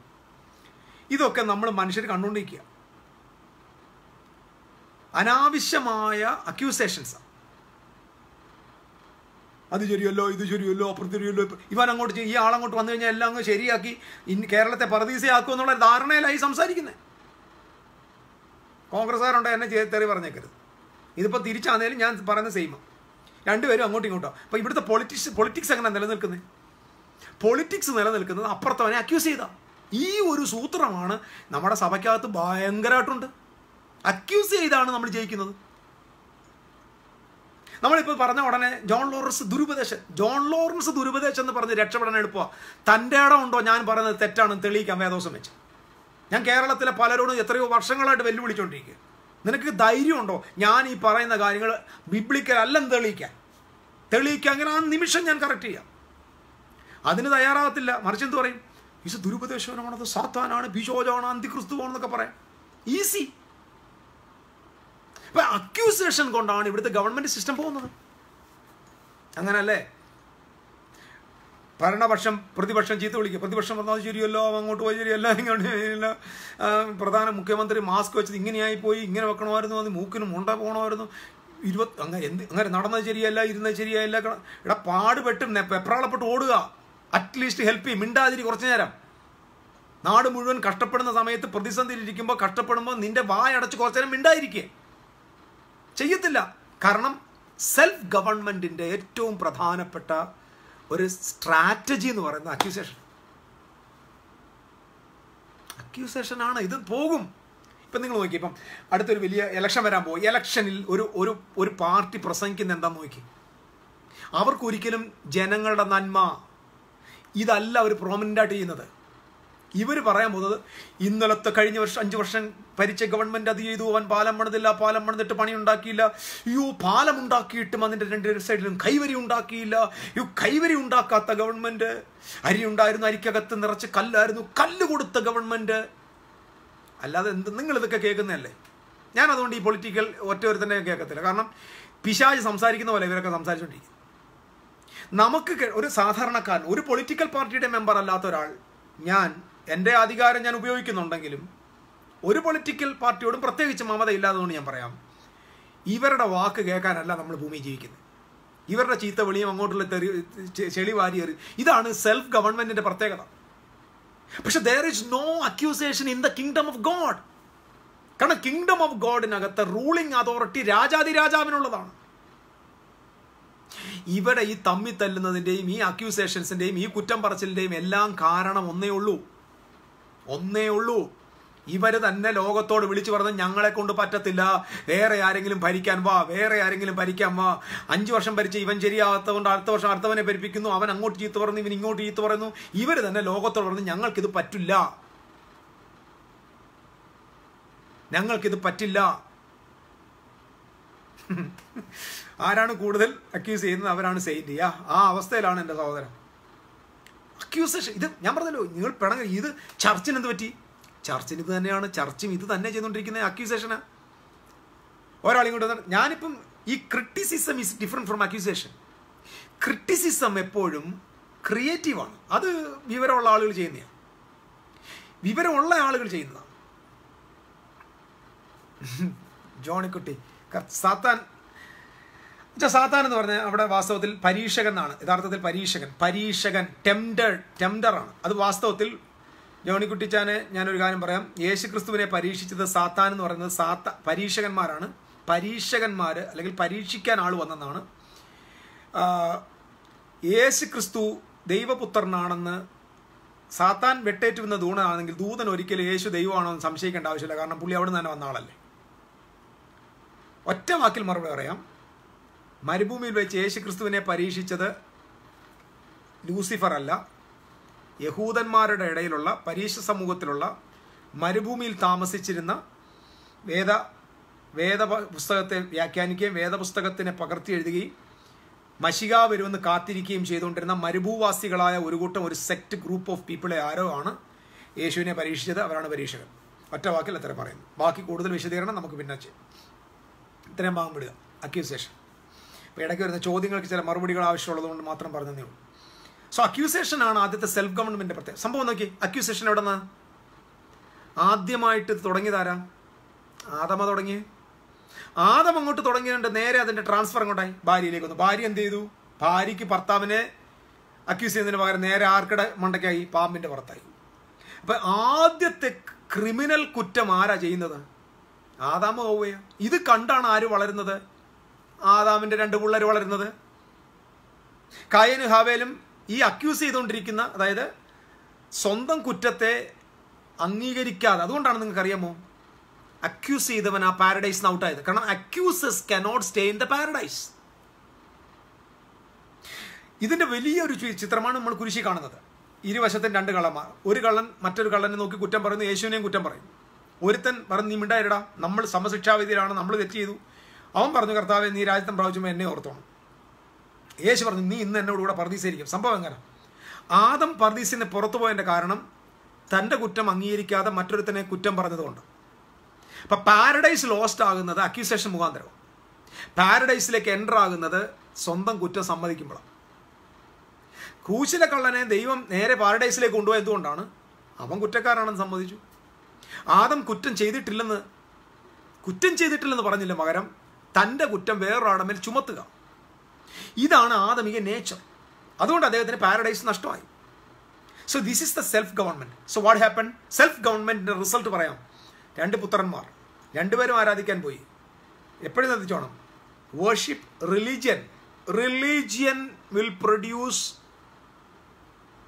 മർഡറസ്. ആദ്യത്തെ കൊലപാതകിയെ സൃഷ്ടിച്ചത് മതമാണ്. ആരാധനയിലാണ് ആദ്യത്തെ കൊലപാതകം ഉണ്ടായത്. മനസ്സിലാവുന്നുണ്ടോ? ഇന്നും ലോകത്തിൽ ഏറ്റവും കൂടുതൽ കൊലപാതകങ്ങൾ ഉണ്ടാകുന്നത് മതത്തിന്റെ പേരിലാണ്. Self government, totally failed fallen government. സഹോദരൻ സഹോദരനെ കൊല്ലുക, ഇന്ത്യക്കാരനെ കൊല്ലുക. എന്തോ നമ്മൾ എടുക്കുന്ന പ്രതിജ്ഞ? ഇന്ത്യ എൻ്റെ രാജ്യമാണ്, എല്ലാ ഇന്ത്യക്കാരും എൻ്റെ സഹോദരന്മാരാണെന്ന് 1ാം ക്ലാസ് മുതൽ 12ാം ക്ലാസ് വരെ കൈ ഉയർത്തി നെഞ്ചോട് ചേർത്ത് വെച്ച് പറയുന്ന ഇന്ത്യൻ പൗരൻ സ്കൂളിൽ നിന്ന് ഇറങ്ങി വന്നിട്ട് തൻ്റെ സ്വന്തം സഹോദരനെ കൊല്ലുക. സെയിം തിങ് ഹാപ്പനിങ് ഇന്ത്യയിലെ എല്ലാവരും എൻ്റെ സഹോദരന്മാരാണെങ്കിൽ ഒരാളെ കൊന്നാൽ ആ ആൾ എന്താ സത്യത്തിൽ? ഈസ് എ ബ്രദറിനെ കില്ല് ചെയ്യാണ്. Happen self government.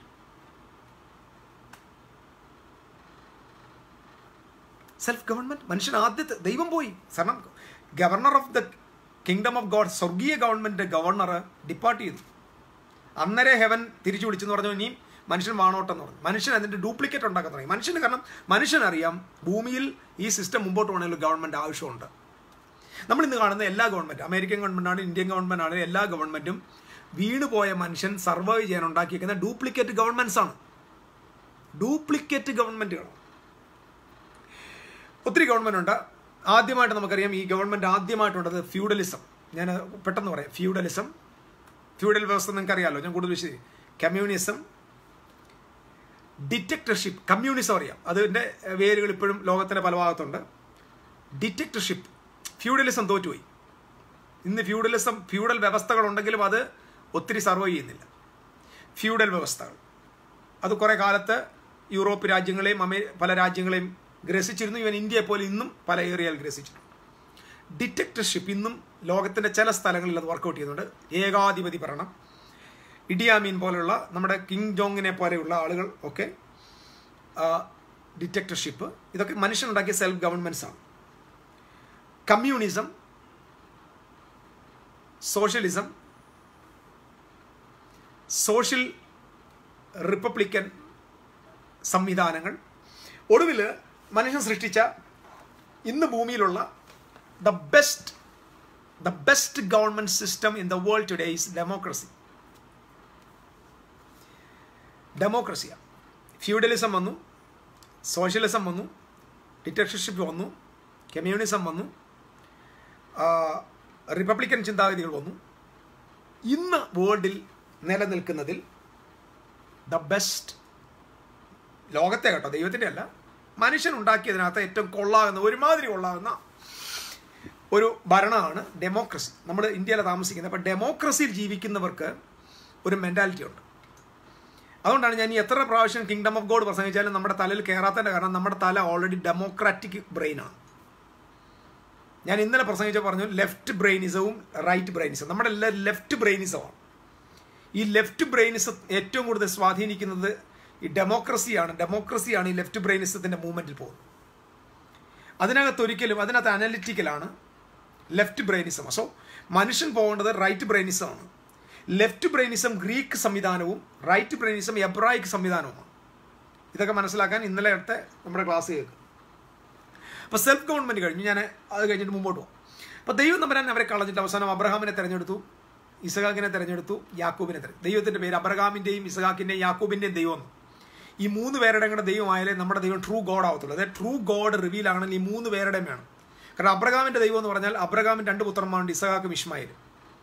അപ്പോൾ ഇഷ്മായേൽ വേറൊരു ദൈവത്തെ സേവിക്കുന്നത്. സോ അബ്രഹാമിൻ്റെ ദൈവം എന്ന് മാത്രം പറയാൻ പറ്റില്ല.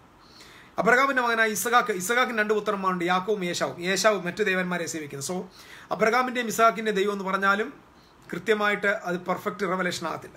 സോ യാക്കോബിൻ്റെ ദൈവമാണെന്ന് വന്നപ്പോൾ യാക്കോബിൻ്റെ 12 മക്കളെയും ദൈവം കൊടുത്തു. ഞാൻ ഇന്ന് ഇത് ധ്യാനിച്ചപ്പോൾ എൻ്റെ ഉള്ളിൽ വന്നത് 3-ാം തലമുറ വന്നപ്പോൾ കുടുംബം മൊത്തം ദൈവത്തിൻ്റെതായി. 1-ാം തലമുറയിൽ പകുതി കിട്ടി, 2-ാം തലമുറയിലും പകുതി കിട്ടി, 3-ാം തലമുറയിൽ ഫുള്ള് കിട്ടി. ഇന്നത്തെ തലമുറയിൽ അങ്ങനെയാണോ? 1-ാം തലമുറ ഫുള്ള് കിട്ടി, 2-ാം തലമുറയിൽ പകുതി പോയി, 3-ാം തലമുറയായപ്പോൾ പകുതിയും കൂടെ പോയി. ഇപ്പോഴത്തെ ലോകം തലതിരിഞ്ഞാണ് പോകുന്നത്. അന്നങ്ങനല്ല. അബ്രഹാമിൻ്റെ കാലത്ത് ഒരു മോനെ കിട്ടി, യാക്കോബ് വന്നപ്പോൾ അടുത്തൊരു മകനെ പകുതി 50% കിട്ടി, യാക്കോബിൻ്റെ കാലം വന്നപ്പോൾ 100% കിട്ടി. സോ 3 തലമുറ കഴിയുമ്പോഴത്തേക്ക് ഒരു കുടുംബം മുഴുവൻ ദൈവത്തിൻ്റെ വകയായി. ഇന്നങ്ങനല്ല. ഇന്ന് ആത്മലോകത്തിന് പറ്റിയ അബദ്ധം പറയാം. അതുകൊണ്ടാണ് നമ്മൾ തോൽവിയിലാണെന്നെ തെളിവ് പറയാം. ഇപ്പോൾ ലേറ്റസ്റ്റ് മോഡേൺ ക്രിസ്ത്യാനിറ്റിയുടെ മൂവ്മെൻറ്റിനകത്തൊക്കെ ആദ്യകാലത്ത് കുടുംബമായിട്ട് വന്നു. ഇപ്പോഴത്തെ കാലത്ത് ഭർത്താവുണ്ട്, ഭാര്യയില്ല, അല്ലെങ്കിൽ ഭാര്യയുണ്ട്, ഭർത്താവില്ല, ഭർത്താവും ഭാര്യയുടെ അടുത്ത് മക്കളില്ല. 3-ാം തലമുറ വന്നപ്പോഴത്തേക്കും ആരോ ഒരപ്പച്ചനുണ്ട്, ബാക്കി എല്ലാം തലതിരിഞ്ഞു പോയി. സോ ഇതാണ് ഇന്ന് ലോകത്ത് സംഭവിച്ചുകൊണ്ടിരിക്കുന്നത്. നമ്മൾ എത്ര വലിയ പൂർണ്ണ സുവിശേഷം പറയുമ്പോഴും ഈ സിസ്റ്റമാണ്. പക്ഷെ അബ്രഹാം, ഇസഹാക്ക്, യാക്കോബിൻ്റെ കാലത്ത് പ്രോഗ്രഷൻ്റെ മേൽ പ്രോഗ്രഷനായിരുന്നു. ഓക്കെ, അത് വിടുക. യാക്കോബിൻ്റെ 12 ഗോത്രങ്ങളെ നമുക്കറിയാം. അവരെ മിസ്രൈമിൽ നിന്ന് ദൈവം പുറപ്പെടുവിക്കുന്നു. മിസ്രൈമായിരുന്നു. ഈജിപ്റ്റാണ് ലോകത്തിലെ ഏറ്റവും number 1, the first kingdom in the world, systematic kingdom in the world ഈജിപ്റ്റാണ്. അതിന് മുമ്പ് നിലനിന്നിരുന്നൊരു സംസ്കാരം ഉണ്ടായിരുന്നു. അത് മെസപ്പൊട്ടോമിയൻ സംസ്കാരമാണ്. അത് നമുക്ക് ഗിൽഗമേഷ് എന്നൊക്കെ പറയുന്ന പുസ്തകങ്ങളിൽ നിങ്ങൾക്കത് മനസ്സിലാകും. ഗിൽഗമേഷ് ഉണ്ട്. അത് ഈ മെസപ്പൊട്ടോമിയൻ സംസ്കാരം. അത് ഏറ്റവും വലിയ സംസ്കാരം. ലോകത്തിലെ നമ്പർ 1 ഫസ്റ്റ് സിവിലൈസേഷൻ എന്ന് പറയുന്നത് മെസപ്പൊട്ടോമിയൻ സംസ്കാരമാണ്. Number 1 kingdom, the first kingdom ഈജിപ്റ്റാണ്. ഈജിപ്റ്റായിരുന്നു ആ ഫസ്റ്റ് കിങ്ഡം. അത് ഞാൻ അതിലേക്കൂടെ പോകുന്നില്ല, ഇങ്ങോട്ട് നമുക്ക് പോയാൽ തിരിച്ചു വരാൻ പറ്റില്ല. അവിടെ ദൈവം ഒരു ജനത്തെ കൊണ്ടുവരികയാണ്. ദൈവത്തിന് കിങ്ഡം വീണ്ടും സ്ഥാപിക്കണം. ദൈവം അവർക്ക് വാഗ്ദത്തം ചെയ്തത് സ്വർഗ്ഗമല്ല. നമ്മുടെ അച്ഛന്മാർ ചുമ്മാ ആളുകളെ പേടിപ്പിക്കാൻ പറഞ്ഞ പോലെ ഇസ്രായേലിന് ദൈവം വാഗ്ദത്തം ചെയ്തത് കനാൻ ദേശം. കനാൻ ദേശവും സ്വർഗവും തമ്മിൽ ബന്ധമില്ല. നിങ്ങൾ ദൈവമായിട്ട് തെറ്റിദ്ധരിക്കരുത്. മനുഷ്യരെ കളിപ്പിക്കുകയാണ്. സ്വർഗരാജ്യവും കനാനുമായിട്ട് ബന്ധമില്ല. കാരണം സ്വർഗരാജ്യത്തിൽ കനാന്യരും പെരിസരും യബൂസരും ഹിത്യരും യബൂസരും ഗിർഗശരും ഒന്നുമില്ല. മനസ്സിലാക്കണം. കനാൻ ദേശത്ത് ഒരു ഭീകരന്മാരുമില്ല. സ്വർഗത്തിൽ കനാൻ ദേശത്തെല്ലാം ഉണ്ട്. കനാൻ ദേശം ഈ ലോകത്തെ ദൈവരാജ്യം ഒക്യുപ്പൈ ചെയ്യേണ്ട സൊസൈറ്റിയെ കാണിക്കും. കനാൻ ദേശം ദൈവരാജ്യത്തിൻ്റെ മിനിച്ചറാണ്. ദൈവരാജ്യം വേറെ, സ്വർഗം വേറെ. സ്വർഗരാജ്യവും സ്വർഗം രണ്ടാണ്. പാപം ചെയ്യുന്നവൻ സ്വർഗത്തിൽ പോകത്തില്ലെന്നല്ല വാക്യം, പാപം ചെയ്യുന്നവൻ സ്വർഗരാജ്യത്തിൽ പോകത്തില്ലെന്ന വാക്യം. മദ്യപാനി സ്വർഗത്തിൽ പോകത്തില്ലെന്നല്ല വാക്യം, മദ്യപാനി സ്വർഗരാജ്യത്തിൽ പ്രവേശിക്കത്തില്ലെന്നല്ല വാക്യം. സ്വർഗരാജ്യമാ പ്രശ്നം. ചത്തിട്ട് പോകുന്ന കഥയല്ല, ജീവിച്ചിരിക്കുന്ന കഥയാണ്. അപ്പം നമ്മൾ തെറ്റിദ്ധരിക്കുക. നമ്മുടെ ആളുകളെല്ലാം നമ്മളതില്ല ഏകം പൂക്കും അറിയാത്തയൊക്കെ ഇതിനകത്ത് വന്നിരിക്കുന്നത്. ഇപ്പം എന്നെ ചെയ്യാൻ പറ്റും? ഇപ്പം കേട്ടോണ്ടിരിക്കുന്ന നിങ്ങളെല്ലാം കൂടെ ഒന്ന് പ്രസംഗിച്ച് തുടങ്ങുക. അങ്ങനെയെങ്കിലും 10 പേര് കേൾക്കട്ടെ. ഈജിപ്തിൽ നിന്ന് ഇവരെ കൊണ്ടുപോകണം. ഫസ്റ്റ് ബോൺ, അവൻ ആദ്യത്തെ ജാതനെ കൊണ്ടുവരുന്നു. ദൈവരോട് നിങ്ങൾ എനിക്ക് രാജകീയ പുരോഹിതം, നിങ്ങൾ ഒരു കിങ്ഡം എങ്ങനെ ഇരിക്കുന്നത് ഞാൻ പറയാം വളരെ സിമ്പിളി. ഈ ഇറങ്ങി വന്ന 40 ലക്ഷം പേരിൽ ഒരാളും രോഗിയില്ല. ഇത് കേൾക്കണം. That is the kingdom of God. ഒറ്റ രോഗിയില്ല. നമ്പർ 2, ഒരാൾക്കും ഒരാവശ്യവുമില്ല. കാരണം അവരുടെ ആവശ്യങ്ങൾ സ്വർഗം തക്ക സമയത്ത് സ്വർഗീയ ഗവൺമെൻറ് അവർക്ക് കൊടുക്കുന്നുണ്ട്. 3, അവരുടെ ഇടയിൽ ഒരു ബലഹീനനില്ല. രോഗമില്ല, ബലഹീനതയില്ല. ഇവൻ രോഗം വന്നാൽ ആ നിമിഷം യഹോവ റാഫ വെളിപ്പെടുകയാണ്. അവിടെ പോവർട്ടി ഇല്ല, അവിടെ പോവർട്ടി ഇല്ല, അവിടെ മർഡർ ഇല്ല, ആരും ആരെയും കൊല്ലുന്നില്ല. there is no adultery in that wilderness journey, no homosexuality, no illegal relationship. നിങ്ങൾ ശ്രദ്ധിക്കേ, 40 വർഷം മരുഭൂമിയിൽ ഈ താമസിക്കുന്നവരുടെ ഇടയിൽ അഡൾട്ടറി ഇല്ല. ഭാര്യ അടിച്ചോണ്ട് പോകുന്നില്ല, ഭർത്താവ് വേർത്തോട് താമസിക്കുന്നത് വലിയ വെൽ സെറ്റിൽഡ് റൂമിലല്ല, അൽസേഷൻ പട്ടിയുടെ കാവലുമല്ല, വെറും ഷാഡോയ്ക്കകത്ത ചെറിയ കൂടാരത്തിനകത്ത്. there is no illegal relationship there, no poverty, no sickness, ഇട്ടിരിക്കുന്ന വസ്ത്രം പഴകുന്നില്ല, no scarcity. listen, കാരണം who is the king? Almighty God was the king of that group. എനിക്കൊന്ന് that is the prototype of the kingdom of God. വേറൊരു കാര്യമുണ്ട്, there is no ownership in that journey. ആരും പണക്കാരും അല്ല, ആരും പാവങ്ങളും അല്ല. സത്യം പറഞ്ഞാൽ കോമൺവെൽത്ത് ആണ്. കോമൺവെൽത്ത്. ആർക്കും സെൽഫ് പ്രിസർവേഷൻ ഇല്ല, ആരും സ്വയമായിട്ട് വളരുന്നുമില്ല. എല്ലാവരും ഒരുമിച്ച് വളരുന്നു, എല്ലാവരും ഒരുമിച്ച് ആഹാരം കഴിക്കുന്നു, എല്ലാവരും ഒരുപോലെ നന്മ അനുഭവിക്കുന്നു. ഒരാൾക്ക് വരുന്ന ബെനിഫിറ്റ് എല്ലാവർക്കും വരുന്നു. This is the kingdom protocol. This is the prototype of the kingdom of God. ദൈവം ഭരിച്ചാൽ എങ്ങനെ ഇരിക്കും എന്നതിൻ്റെ തെളിവാണ് മിസ്രൈമിലെ ജനത്തിൻ്റെ മടങ്ങി വരവിലെ 40 വർഷം. അവർ മത്സരിച്ചു, പട്ടുപോയി, അവിശ്വസിച്ചു, പട്ടുപോയി. പക്ഷെ അതിനകത്ത് no illegal relation, no immorality, no murder, no sickness. ദൈവരാജ്യം ഞാൻ വളരെ ശക്തിയോടെ പ്രസംഗിക്കാൻ കാരണം, രാജ്യം വന്നാൽ ലോകം എങ്ങനെ ഇരിക്കും? ഇതായിരിക്കണം നമ്മുടെ സഭ ഇവിടുത്തെ ലോക ഗവൺമെന്റിന്റെ മുമ്പിൽ വെക്കേണ്ട ഒരു പ്രസന്റേഷൻ. ഇത് പ്രസന്റ് ചെയ്യാനാണ് നമുക്ക് ദൈവരാജ്യം ഇവിടുത്തെ മിനിസ്റ്റേഴ്സിനോട് പറയാനുള്ള. ഇത് പ്രസന്റ് ചെയ്യാൻ വേണ്ടി നമ്മുടെ ക്രിസ്തീയ സഭയിലെ ലീഡേഴ്സ് തയ്യാറാവണം. അതിനുവേണ്ടി ദൈവം പവർഫുൾ പേഴ്സൺസിനെ എഴുന്നേൽപ്പിക്കണം.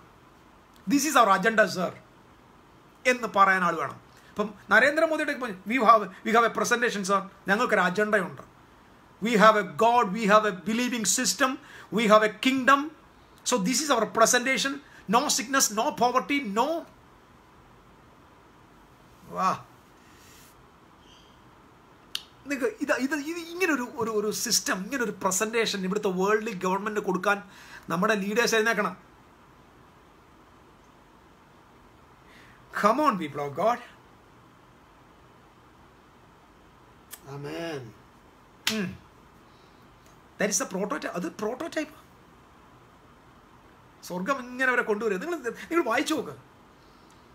മന്ന ഇന്ന് നമ്മൾ മന്ന ഓരോരുത്തരും ഓരോ നാഴി, ഓരോ ഇടങ്ങഴി എന്ന് പറഞ്ഞാൽ എല്ലാവരും, പണക്കാരനും പൈസ ഉള്ളവനും വിദ്യാഭ്യാസം എല്ലാവരും ഒരുപോലെ കഴിച്ചാൽ മതി. എല്ലാവർക്കും തുല്യത. നിങ്ങൾ നോക്കിയേ, ഒരുപാട് കഴിവുള്ളവൻ കൂടുതൽ വാരി വെച്ച് തിന്നാൻ പറ്റത്തില്ല. എല്ലാവർക്കും കോമൺ വെൽത്ത് കോമണായി. പാറയിലെ വെള്ളം എല്ലാവർക്കും കുടിക്കാം, കാടപ്പക്ഷി എല്ലാവർക്കും ഭക്ഷിക്കാം. അല്ലാതെ ചേട്ടനും മെയിൻ ആളിനും കുറച്ച് എക്സ്ട്രാ ഒന്നുമില്ല. എല്ലാവർക്കും തുല്യ. That is the kingdom. There is no owner. കാരണം ഇതിനകത്ത് ആരും ഓണറില്ല. ഓണർഷിപ്പ് ഭയങ്കര പ്രശ്നമാണ്. ഞാനത് ഇന്നിപ്പം പറയാൻ പറ്റത്തില്ല, പിന്നെ നമുക്കൊരു ദിവസം അത് ചിന്തിച്ചോളാം. ഗവൺമെൻറ്. സോ അടുത്തത് ഇങ്ങനെ വരുന്നു.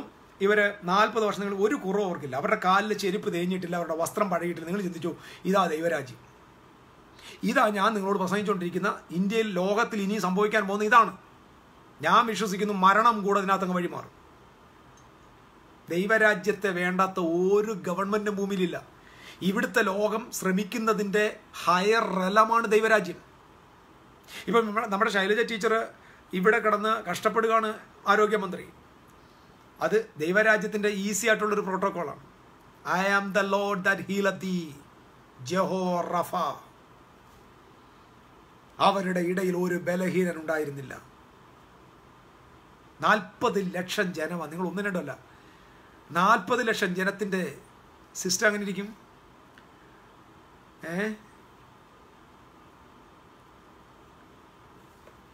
അവരുടെ ദൈനംദിന കാര്യങ്ങൾ നടത്താൻ എന്ത് എന്ത് എന്ത് സിസ്റ്റമായിരിക്കും? നമ്മുടെ നാട് ശൗചാലയമുണ്ടോ? അവിടെ ശൗചാലയമുണ്ട്. എത്ര ശൗചാലയം പണിയാണ് അവിടെ? പാൻഡമിക്കായിട്ട് എന്തെങ്കിലും ഒരു രോഗം വന്നിട്ടുണ്ടോ? ഉണ്ട്. ചില സമയത്ത് അവിശ്വാസം കൊണ്ട് ഉണ്ടായി വന്നിട്ടുണ്ട്. പക്ഷേ ആ അഹങ്കാരികളെ മാത്രമാണ് അത് നശിപ്പിച്ചത്. പാൻഡമിക് ബാധ വന്നു, വൈറസ് ബാധ വന്നു. Who was in control? The almighty God is in control. That is A true government. അവസാനം ജനങ്ങൾ പറഞ്ഞു, കർത്താവേ, നമ്മുടെ ശാമുവേലിന്റെ പുസ്തകം അവർ വന്നിട്ട് പറയാം, ഞങ്ങൾക്ക് ഒരു രാജാവിനെ വേണം. ഞാൻ പെട്ടെന്ന് പറയാം. രാജാവിനെ വേണമെന്ന് പറഞ്ഞപ്പോൾ ദൈവം പറഞ്ഞു, ശാമുവേലെ അവരുടെ ആഗ്രഹം പോലെ സാധിച്ചു കൊടുത്തു. അവർ രാജാവിനെ ചോദിച്ചപ്പോൾ അവരെന്നെയാണ് വേണ്ടെന്ന് പറഞ്ഞു. 3 കാര്യം ലോകത്തെ രാജാക്കന്മാർ ചെയ്യുമെന്ന് പറഞ്ഞു. അപ്പം ദൈവമായിരുന്നു രാജാവ്. നിങ്ങൾ ശ്രദ്ധിക്കണം, ഞാനായിരുന്നു നിങ്ങളുടെ രാജാവ്, ഞാനാണ് നിങ്ങളെ നടത്തിയത്. സത്യം, ഇസ്രായേൽ മക്കൾ 40 വർഷം ജീവിച്ച ജീവിതത്തിൻ്റെ പേരാണ് ദൈവരാജ്യം. That is the prototype of the kingdom of God. ഭൂമിയിലെ രാജാക്കന്മാർ എന്ത് ചെയ്യും? Number 1, they will ask you tax. നിങ്ങളുടെ കയ്യിൽ നിന്ന് ഒരുപാട് ടാക്സ് വാങ്ങിക്കും. നിങ്ങളത് പോയി വായിച്ചാൽ മതി. 2, the king of this earth will send your sons four വാർ. നിനക്ക് തേരാളികളും യുദ്ധത്തിനുള്ളവരും വേലക്കാരുമാക്കി നിന്റെ പുത്രന്മാരെ മാറ്റും. നിന്റെ പുത്രിമാരെ വെപ്പുകാരിയാണ്, അതായത് അവർക്ക് ആഹാരം വെച്ച് കൊടുക്കുന്നവരും ബാല്യക്കാരിത്തികളുമാക്കി മാറ്റും. എന്ന് പറഞ്ഞാൽ ദ നാച്ചുറൽ, ഞാൻ നിങ്ങളുടെ രാജാവായാൽ നിങ്ങളും നിങ്ങളുടെ പുത്രന്മാരും എനിക്ക് മക്കളും രാജകീയ പുരോഹിത വർഗമാണ്. പക്ഷെ ലോകത്തിലെ നിങ്ങളുടെ രാജാവായാൽ അവർ നിങ്ങളുടെ കയ്യിൽ നിന്ന് ഒരുപാട് ടാക്സ് വാങ്ങിക്കും. നിങ്ങളുടെ ടാക്സ് വാങ്ങിച്ച് അവർ ജീവിക്കും. ടാക്സ് വാങ്ങി ജീവിക്കും. നിങ്ങളുടെ മക്കളെ അവർ യുദ്ധത്തിന് ഉപയോഗിക്കും. എന്ന് പറഞ്ഞാൽ അവരുടെ പ്രൊട്ടക്ഷന് വേണ്ടി അവർ നിങ്ങളുടെ പുത്രന്മാർ ഉപയോഗിക്കും. 3, അവർ നിങ്ങളെ ഒപ്രസ് ചെയ്യും. 3 തിങ്സ് ദൈവം പറഞ്ഞു. 3 കാര്യങ്ങൾ പറഞ്ഞു. അതിനെക്കുറിച്ച് ഞാൻ കൂടുതൽ വിശദീകരിക്കുന്നില്ല. സോളിനെ രാജാവാക്കി, സോൾ അത് ചെയ്തു, നമുക്കത് നന്നായിട്ടറിയാം. അവസാനം ദൈവം ഒരാളെ കണ്ടെത്തി, എന്തായാലും രാജാവായിട്ട് എൻ്റെ ഹൃദയപ്രകാരമുള്ള രാജാവ്. എന്ന് പറഞ്ഞാൽ ദൈവത്തിൻ്റെ ഹൃദയവും ദാവീദിൻ്റെ ഹൃദയം ഒന്നായിരുന്നു. അങ്ങനെ ദൈവം തൻ്റെ ഹൃദയം പോലുള്ള ഒരാളെ തിരഞ്ഞെടുത്തു, ദാവീദ്. സോ നമുക്കറിയാം, അത് കഴിഞ്ഞിട്ട് ശാലോമോൻ വന്നു. ശാലോമോന് ദൈവം ജ്ഞാനം കൊടുത്തു. പക്ഷെ ജ്ഞാനം ഉപയോഗിക്കേണ്ടത് ഉപയോഗിച്ചില്ല. 2 കാര്യത്തെ ഒരു സ്ഥലത്ത് മാത്രമേ തൻ്റെ ജ്ഞാനം ഉപയോഗിച്ചുള്ളൂ. അതായത് തൻ്റെ വിഷ്ണം വെൽത്ത് ഉണ്ടാക്കാൻ വേണ്ടി മാത്രം ഉപയോഗിച്ചു. പക്ഷെ സ്വർഗത്തിലെ ദൈവത്തെ സെർവ് ചെയ്യാനായിട്ട് ആ വിഷ്ണം ഉപയോഗിച്ചില്ല. സ്ത്രീകൾ അവനെ വശീകരിച്ചു. അവിടെ തനിക്ക് വിവരവും ബോധവും ഇല്ലായിരുന്നു. താൻ ഓട്ടം കളിക്കേണ്ടി വന്നു. നമുക്കറിയാം, താൻ തോറ്റുപോയി. തൻ്റെ പുത്രന്മാർക്ക് കൊടുക്കാനായിട്ട് അവൻ്റെ കയ്യിൽ ഒന്നുമില്ലായിരുന്നു. അവൻ രാജ്യം, അവൻ്റെ മരണശേഷം ഇസ്രായേൽ 2ആയിട്ട് പിരിഞ്ഞുപോയി. നമുക്ക് കാര്യങ്ങളറിയാം. ജനങ്ങൾ ഒരു പരുവത്തിനായി. പിന്നെ അതോടുള്ള ബന്ധത്തിൽ ഫുൾ ഹ്യൂമാനിറ്റിക്ക് വീഴ്ചകൾ സംഭവിക്കും. ഇതിനിടയ്ക്ക് ഒത്തിരി കാര്യങ്ങൾ ബൈബിളിലുണ്ട്, ഞാനതൊന്നും പറയുന്നില്ല. 11-ാം അധ്യായം ഉൽപ്പത്തിയിൽ നിമ്രോദ് വരുന്നുണ്ട് ഒരു രാജാവായിട്ട്. എല്ലായിടവും ഈ ദൈവത്തിൻ്റെ ആ ഒരു പ്രോട്ടോടൈപ്പ് അല്ലെങ്കിൽ ആ ഹെവൻ്റെ ആ ഒരു ഡ്യൂപ്ലിക്കേഷൻ എല്ലായിടത്തും സംഭവിക്കുന്നുണ്ട്. ഒടുവിൽ വന്നതാണ് ഡെമോക്രസി. ഡെമോക്രസി എന്ന് പറഞ്ഞാൽ, ഇത് വേർഡ് ഡെമോക്രസി എന്ന് പറഞ്ഞാൽ ഗ്രീക്ക് വേർഡാണ്. നിങ്ങൾ ആദ്യം മനസ്സിലായി. ഇപ്പോൾ നമ്മൾ ജനാധിപത്യ രാജ്യം എന്നൊക്കെ പറയുമ്പോൾ നമ്മളായിരിക്കുന്ന ഡെമോക്രസി എന്ന് പറയുന്നത്, ഡെമോക്രാറ്റ എന്ന് പറയുന്ന ഗ്രീക്ക് വാക്കിൽ നിന്നാണ് ഡെമോക്രസി എന്ന വാക്ക്. ഡെമോക്രാറ്റ എന്ന വാക്കിൻ്റെ അർത്ഥം സീനിയർ സിറ്റിസൺ എന്നാണ്. ഡെമോക്രാറ്റ എന്ന വാക്കിൻ്റെ അർത്ഥം ഡെമോക്രാറ്റ എന്ന വാക്കിൻ്റെ അർത്ഥം സീനിയർ സിറ്റിസൺ എന്നല്ല. പവർ ഓഫ് ദ പീപ്പിൾ, ജനങ്ങളുടെ ശക്തിയാൽ ഭരിക്കപ്പെടുന്ന സിസ്റ്റം എന്ന്. ജനങ്ങളാൽ ഭരിക്കപ്പെടുന്ന സിസ്റ്റം, ഡെമോക്രസി. അത് വന്നത് ഗ്രീക്കുകാരുടെ ഇടയിൽ നിന്നാണ്. ഇന്ന് നമ്മൾ ലോകം കാണുന്ന ഏറ്റവും വലിയ ഡെമോക്രാറ്റിക് സിസ്റ്റം ഉണ്ടായി വന്നത്. ഡെമോക്രസിയിൽ 4 പ്രധാന കാര്യങ്ങളുണ്ട്. 1, പവർ ഓഫ് ദ പീപ്പിൾ, അധികാരമിരിക്കുന്നത്, അവകാശമിരിക്കുന്നത് ജനങ്ങളുടെ അധികാരത്തിലാണ്. 2, പ്രൈവറ്റ് ഓണർഷിപ്പ്. അതായത് ഡെമോക്രസിക്കകത്ത് ഓരോരുത്തരും അവരുടേതായ സ്വകാര്യ സമ്പത്തിൻ്റെ ഉടമസ്ഥന്മാരാണ്. മൂന്നാമതായി പേഴ്സണലായിട്ടുള്ള പെർസ്യൂട്ടാണ്. അതായത് ഓരോരുത്തർ വേണമെങ്കിൽ സുരക്ഷിതരായിക്കോണം, റിച്ച് ആയിക്കോണം, ഹാപ്പി ആയിക്കോണം. ഡെമോക്രസിയുടെ കാര്യമാണ് ഞാൻ പറയുന്നത്. ഇപ്പം നമ്മൾ താമസിക്കുന്ന ലോകത്ത് ഇതൊക്കെ തന്നെയല്ലേ. എനിക്ക് കാശുണ്ടെന്ന് വെച്ചിട്ട് നിന്റെ പട്ടിണി മാറത്തില്ല. നിനക്ക് വേണം, നീ അധ്വാനിച്ചോ. എൻ്റെ സെക്യൂരിറ്റിയിൽ നിനക്ക് ജീവിക്കാൻ പറ്റില്ല, നിന്റെ സെക്യൂരിറ്റിയിൽ നീ ജീവിച്ചോ. സെക്യൂരിറ്റിക്ക് വേണ്ടി ഹാപ്പിനെസ്, ജോയ്, ഇതെല്ലാം നമ്മൾ തന്നെ പേഴ്സണൽ പെർസ്യൂട്ടാണ്. നാലാമത്തെ പ്രധാന പ്രത്യേകത എന്ന് പറഞ്ഞാൽ ഗവൺമെൻറ് ഉണ്ടാക്കിയിരിക്കുന്നത് പീപ്പിൾ, ജനങ്ങളാൽ തിരഞ്ഞെടുക്കുന്ന ആളിനെയാണ് ഡെമോക്രസിക്കകത്തെ നേതാക്കൾ. മറ്റൊരു വേർഡുകളുണ്ട് നമുക്ക്, അതുകൂടെ ഞാൻ പറയാം. ഡെമോക്രസിയിൽ നമ്മൾ ഉപയോഗിക്കുന്ന വേറൊരു പദമാണ് പൊളിറ്റിക്സ്. ഇല്ലേ, പൊളിറ്റിക്സ് എന്ന വേർഡ് വന്നത് മറ്റൊരു ഗ്രീക്ക് വാക്കിന് പൊളിറ്റസ്, POLITES, പൊളിറ്റസ് എന്ന് പറയുന്ന വാക്കിൽ നിന്ന്. പൊളിറ്റസ് എന്ന് പറഞ്ഞാൽ പൊളിറ്റീഷ്യൻ, നമ്മൾ കണ്ടില്ലേ പൊളിറ്റീഷ്യൻ. പൊളിറ്റസ് എന്ന് വാക്കിൽ നിന്നാണ് പൊളിറ്റീഷ്യൻ വന്നത്, പൊളിറ്റിക്സ് വന്നത്. ഈ പൊളിറ്റസ് എന്ന വാക്കിൻ്റെ അർത്ഥം ചീഫ് സിറ്റിസൺ ആണ്. അതായത് സിറ്റിസൺസിൻ്റെ ഇടയിലെ ചീഫ്.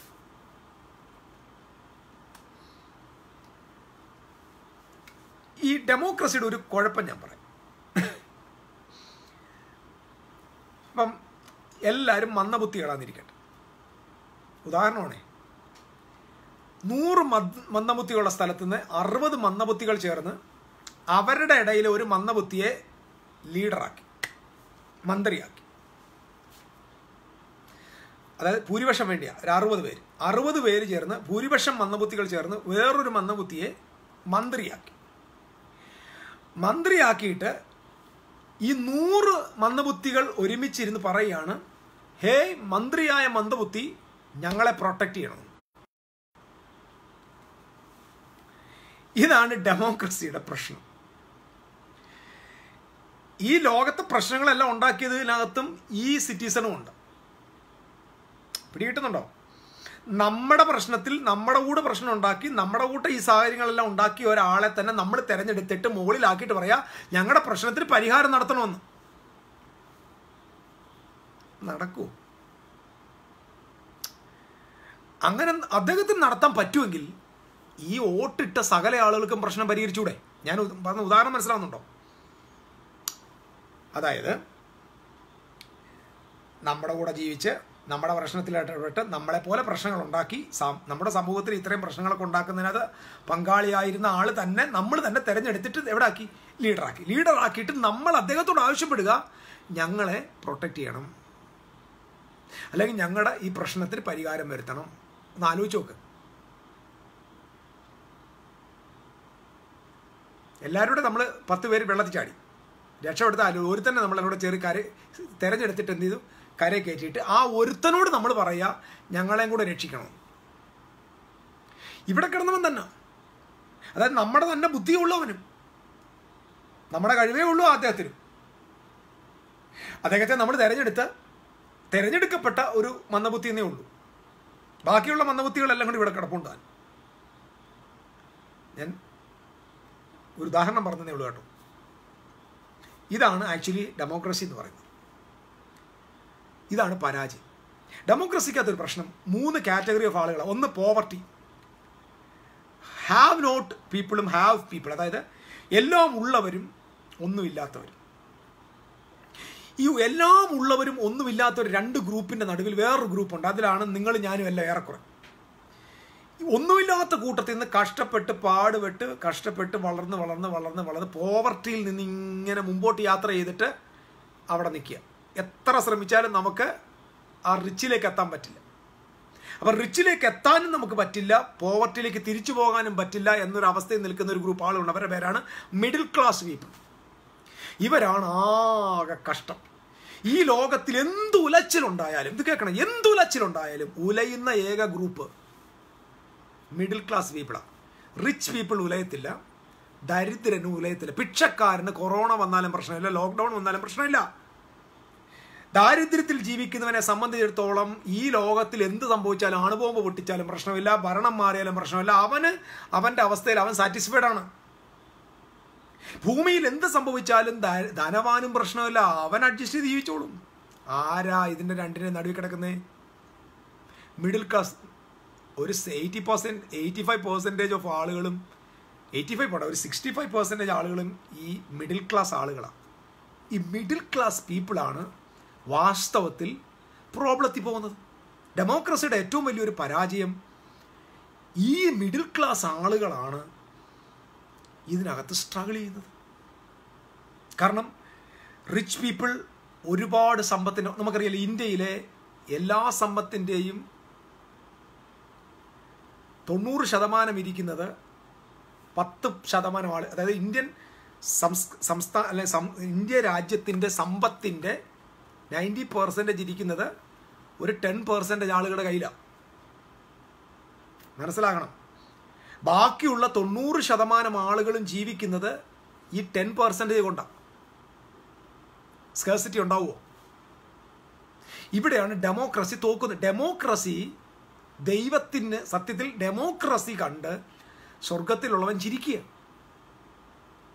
സിംഹാസനത്തിൽ ഇരിക്കുന്ന ദൈവം ചിരിക്കുക. ഇപ്പം ഞാൻ പറഞ്ഞില്ല, മിഡിൽ ക്ലാസ്സിലുള്ള ആളുകളാണ് അല്ലെങ്കിൽ ദരിദ്രത്തിൽ ജീവിക്കുന്നവരെ സംബന്ധിച്ചോളം ഇതൊന്നും എഫക്റ്റ് ആവത്തില്ല. ഇപ്പം അവർക്ക് ഒരു പ്രശ്നവുമില്ല, സമ്പന്നന്മാർക്കും പ്രശ്നമില്ല. സമ്പന്നതയിലേക്ക് എത്താൻ വേണ്ടി ദരിദ്രത്തിൻ്റെ വീട് വിട്ടിറങ്ങി മിഡിൽ ക്ലാസ്സിൽ നിൽക്കുന്ന നമ്മൾ ഡെമോക്രാറ്റിക് വേൾഡിനകത്ത് ഏറ്റവും കൂടുതൽ മാനസിക സംഘർഷത്തിലൂടെ പോകുന്നവർ, പരാജയത്തിലൂടെ പോകുന്നവർ, ആത്മഹത്യകൾ ഏറ്റവും കൂടുതൽ നടക്കുന്നത് മിഡിൽ ക്ലാസ്സിലാണ്. ഒരു ദരിദ്രനും ഭക്ഷണത്തിന് വേണ്ടി അവൻ ആത്മഹത്യ ചെയ്യത്തില്ല. So this is a problem of democracy. ഡെമോക്രസിക്ക് മാത്രമാണ് സെൽഫ് പ്രിസർവേഷനാണ് ഡെമോക്രസിയുടെ ഏറ്റവും. സെൽഫ് പ്രിസർവേഷൻ എന്ന് പറഞ്ഞാൽ എന്താ? നീ നിന്റെ കാര്യം നോക്കിക്കോണം. തെരുവിലൊരു സ്ത്രീ അണിഞ്ഞൊരുങ്ങി നിൽക്കുക. എന്തിനാണ് അവൾ നിൽക്കുന്നത്? അവൾക്ക് ശാരീരിക സുഖം നേടാനൊന്നുമല്ല. അവൾക്ക് വീട്ടിലിരുന്നപ്പോൾ കാണാൻ അവൾക്ക് ഒരു ഇമോഷൻ ഉണ്ടായി. ആ ഇമോഷനെ സാറ്റിസ്ഫൈ ചെയ്യാൻ വേണ്ടി അവൾ തെരുവിൽ പോയതല്ല. അവളുടെ ശരീരത്തെ വിറ്റാണെങ്കിലും അവിടെ ജീവിക്കണം, അവൾക്ക് ജീവിക്കണം. സെൽഫ് പ്രിസർവേഷനാണ്. കാരണം ഡെമോക്രസി കനോട്ട് പ്രിസർവ് എനിബഡി. ആരെയും പ്രൊട്ടക്ട് ചെയ്യാനോ ആർക്കും വേണ്ടിയോ കൊടുക്കാൻ ഡെമോക്രസിയുടെ കയ്യിലില്ല. കാരണം ദരിദ്രന്മാരും എല്ലാം കൂടെ ചേർന്നാണ് വേറൊരു ദരിദ്രനെ നേതാവാക്കിയിരിക്കുന്നത്. ആ ദരിദ്രനായ നേതാവിന് ലോകത്തിലെ ആളുകളുടെ ദാരിദ്ര്യം മാറ്റാൻ പറ്റില്ല. ഒരേ വഴി, the kingdom of God. God has to rule this earth with his law. അവൻ്റെ നിയമം കൊണ്ട്. Kingdom of God is the answer for every problem of every human beings. ഞാൻ വാക്ക് നിർത്തുക. ഈ ലോകത്തിൻ്റെ ഗവൺമെൻറ് പരാജയമാണ്. ഫ്യൂഡലിസം പരാജയപ്പെട്ടു, കമ്മ്യൂണിസം പരാജയപ്പെട്ടു, സോഷ്യലിസം പരാജയപ്പെട്ടു, ഡിക്റ്റേറ്റർഷിപ്പ് പരാജയപ്പെട്ടു, ഡെമോക്രസിയും പരാജയത്തിൻ്റെ വഴികളിലൂടെ പോയിക്കൊണ്ടിരിക്കുന്നു.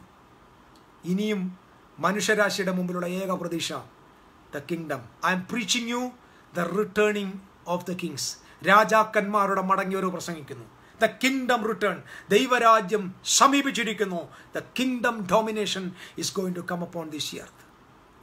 ഏക ലോക ഗവൺമെൻറ് ഭൂമിയെ ആധിപത്യം നടത്തും. അത് നമ്മുടെ കർത്താവായ യേശു ക്രിസ്തുവിൻ്റെ രാജ്യമായിരിക്കും. That is the kingdom of God. Christ is ruling through this church. The church is going to act as a government and they are going to establish the kingdom of God. നമുക്കും ആ വഴിയിലോടാം, നമുക്കും ആ പാതയിലോടാം. The seventh influencing amount in the world is politics. Government.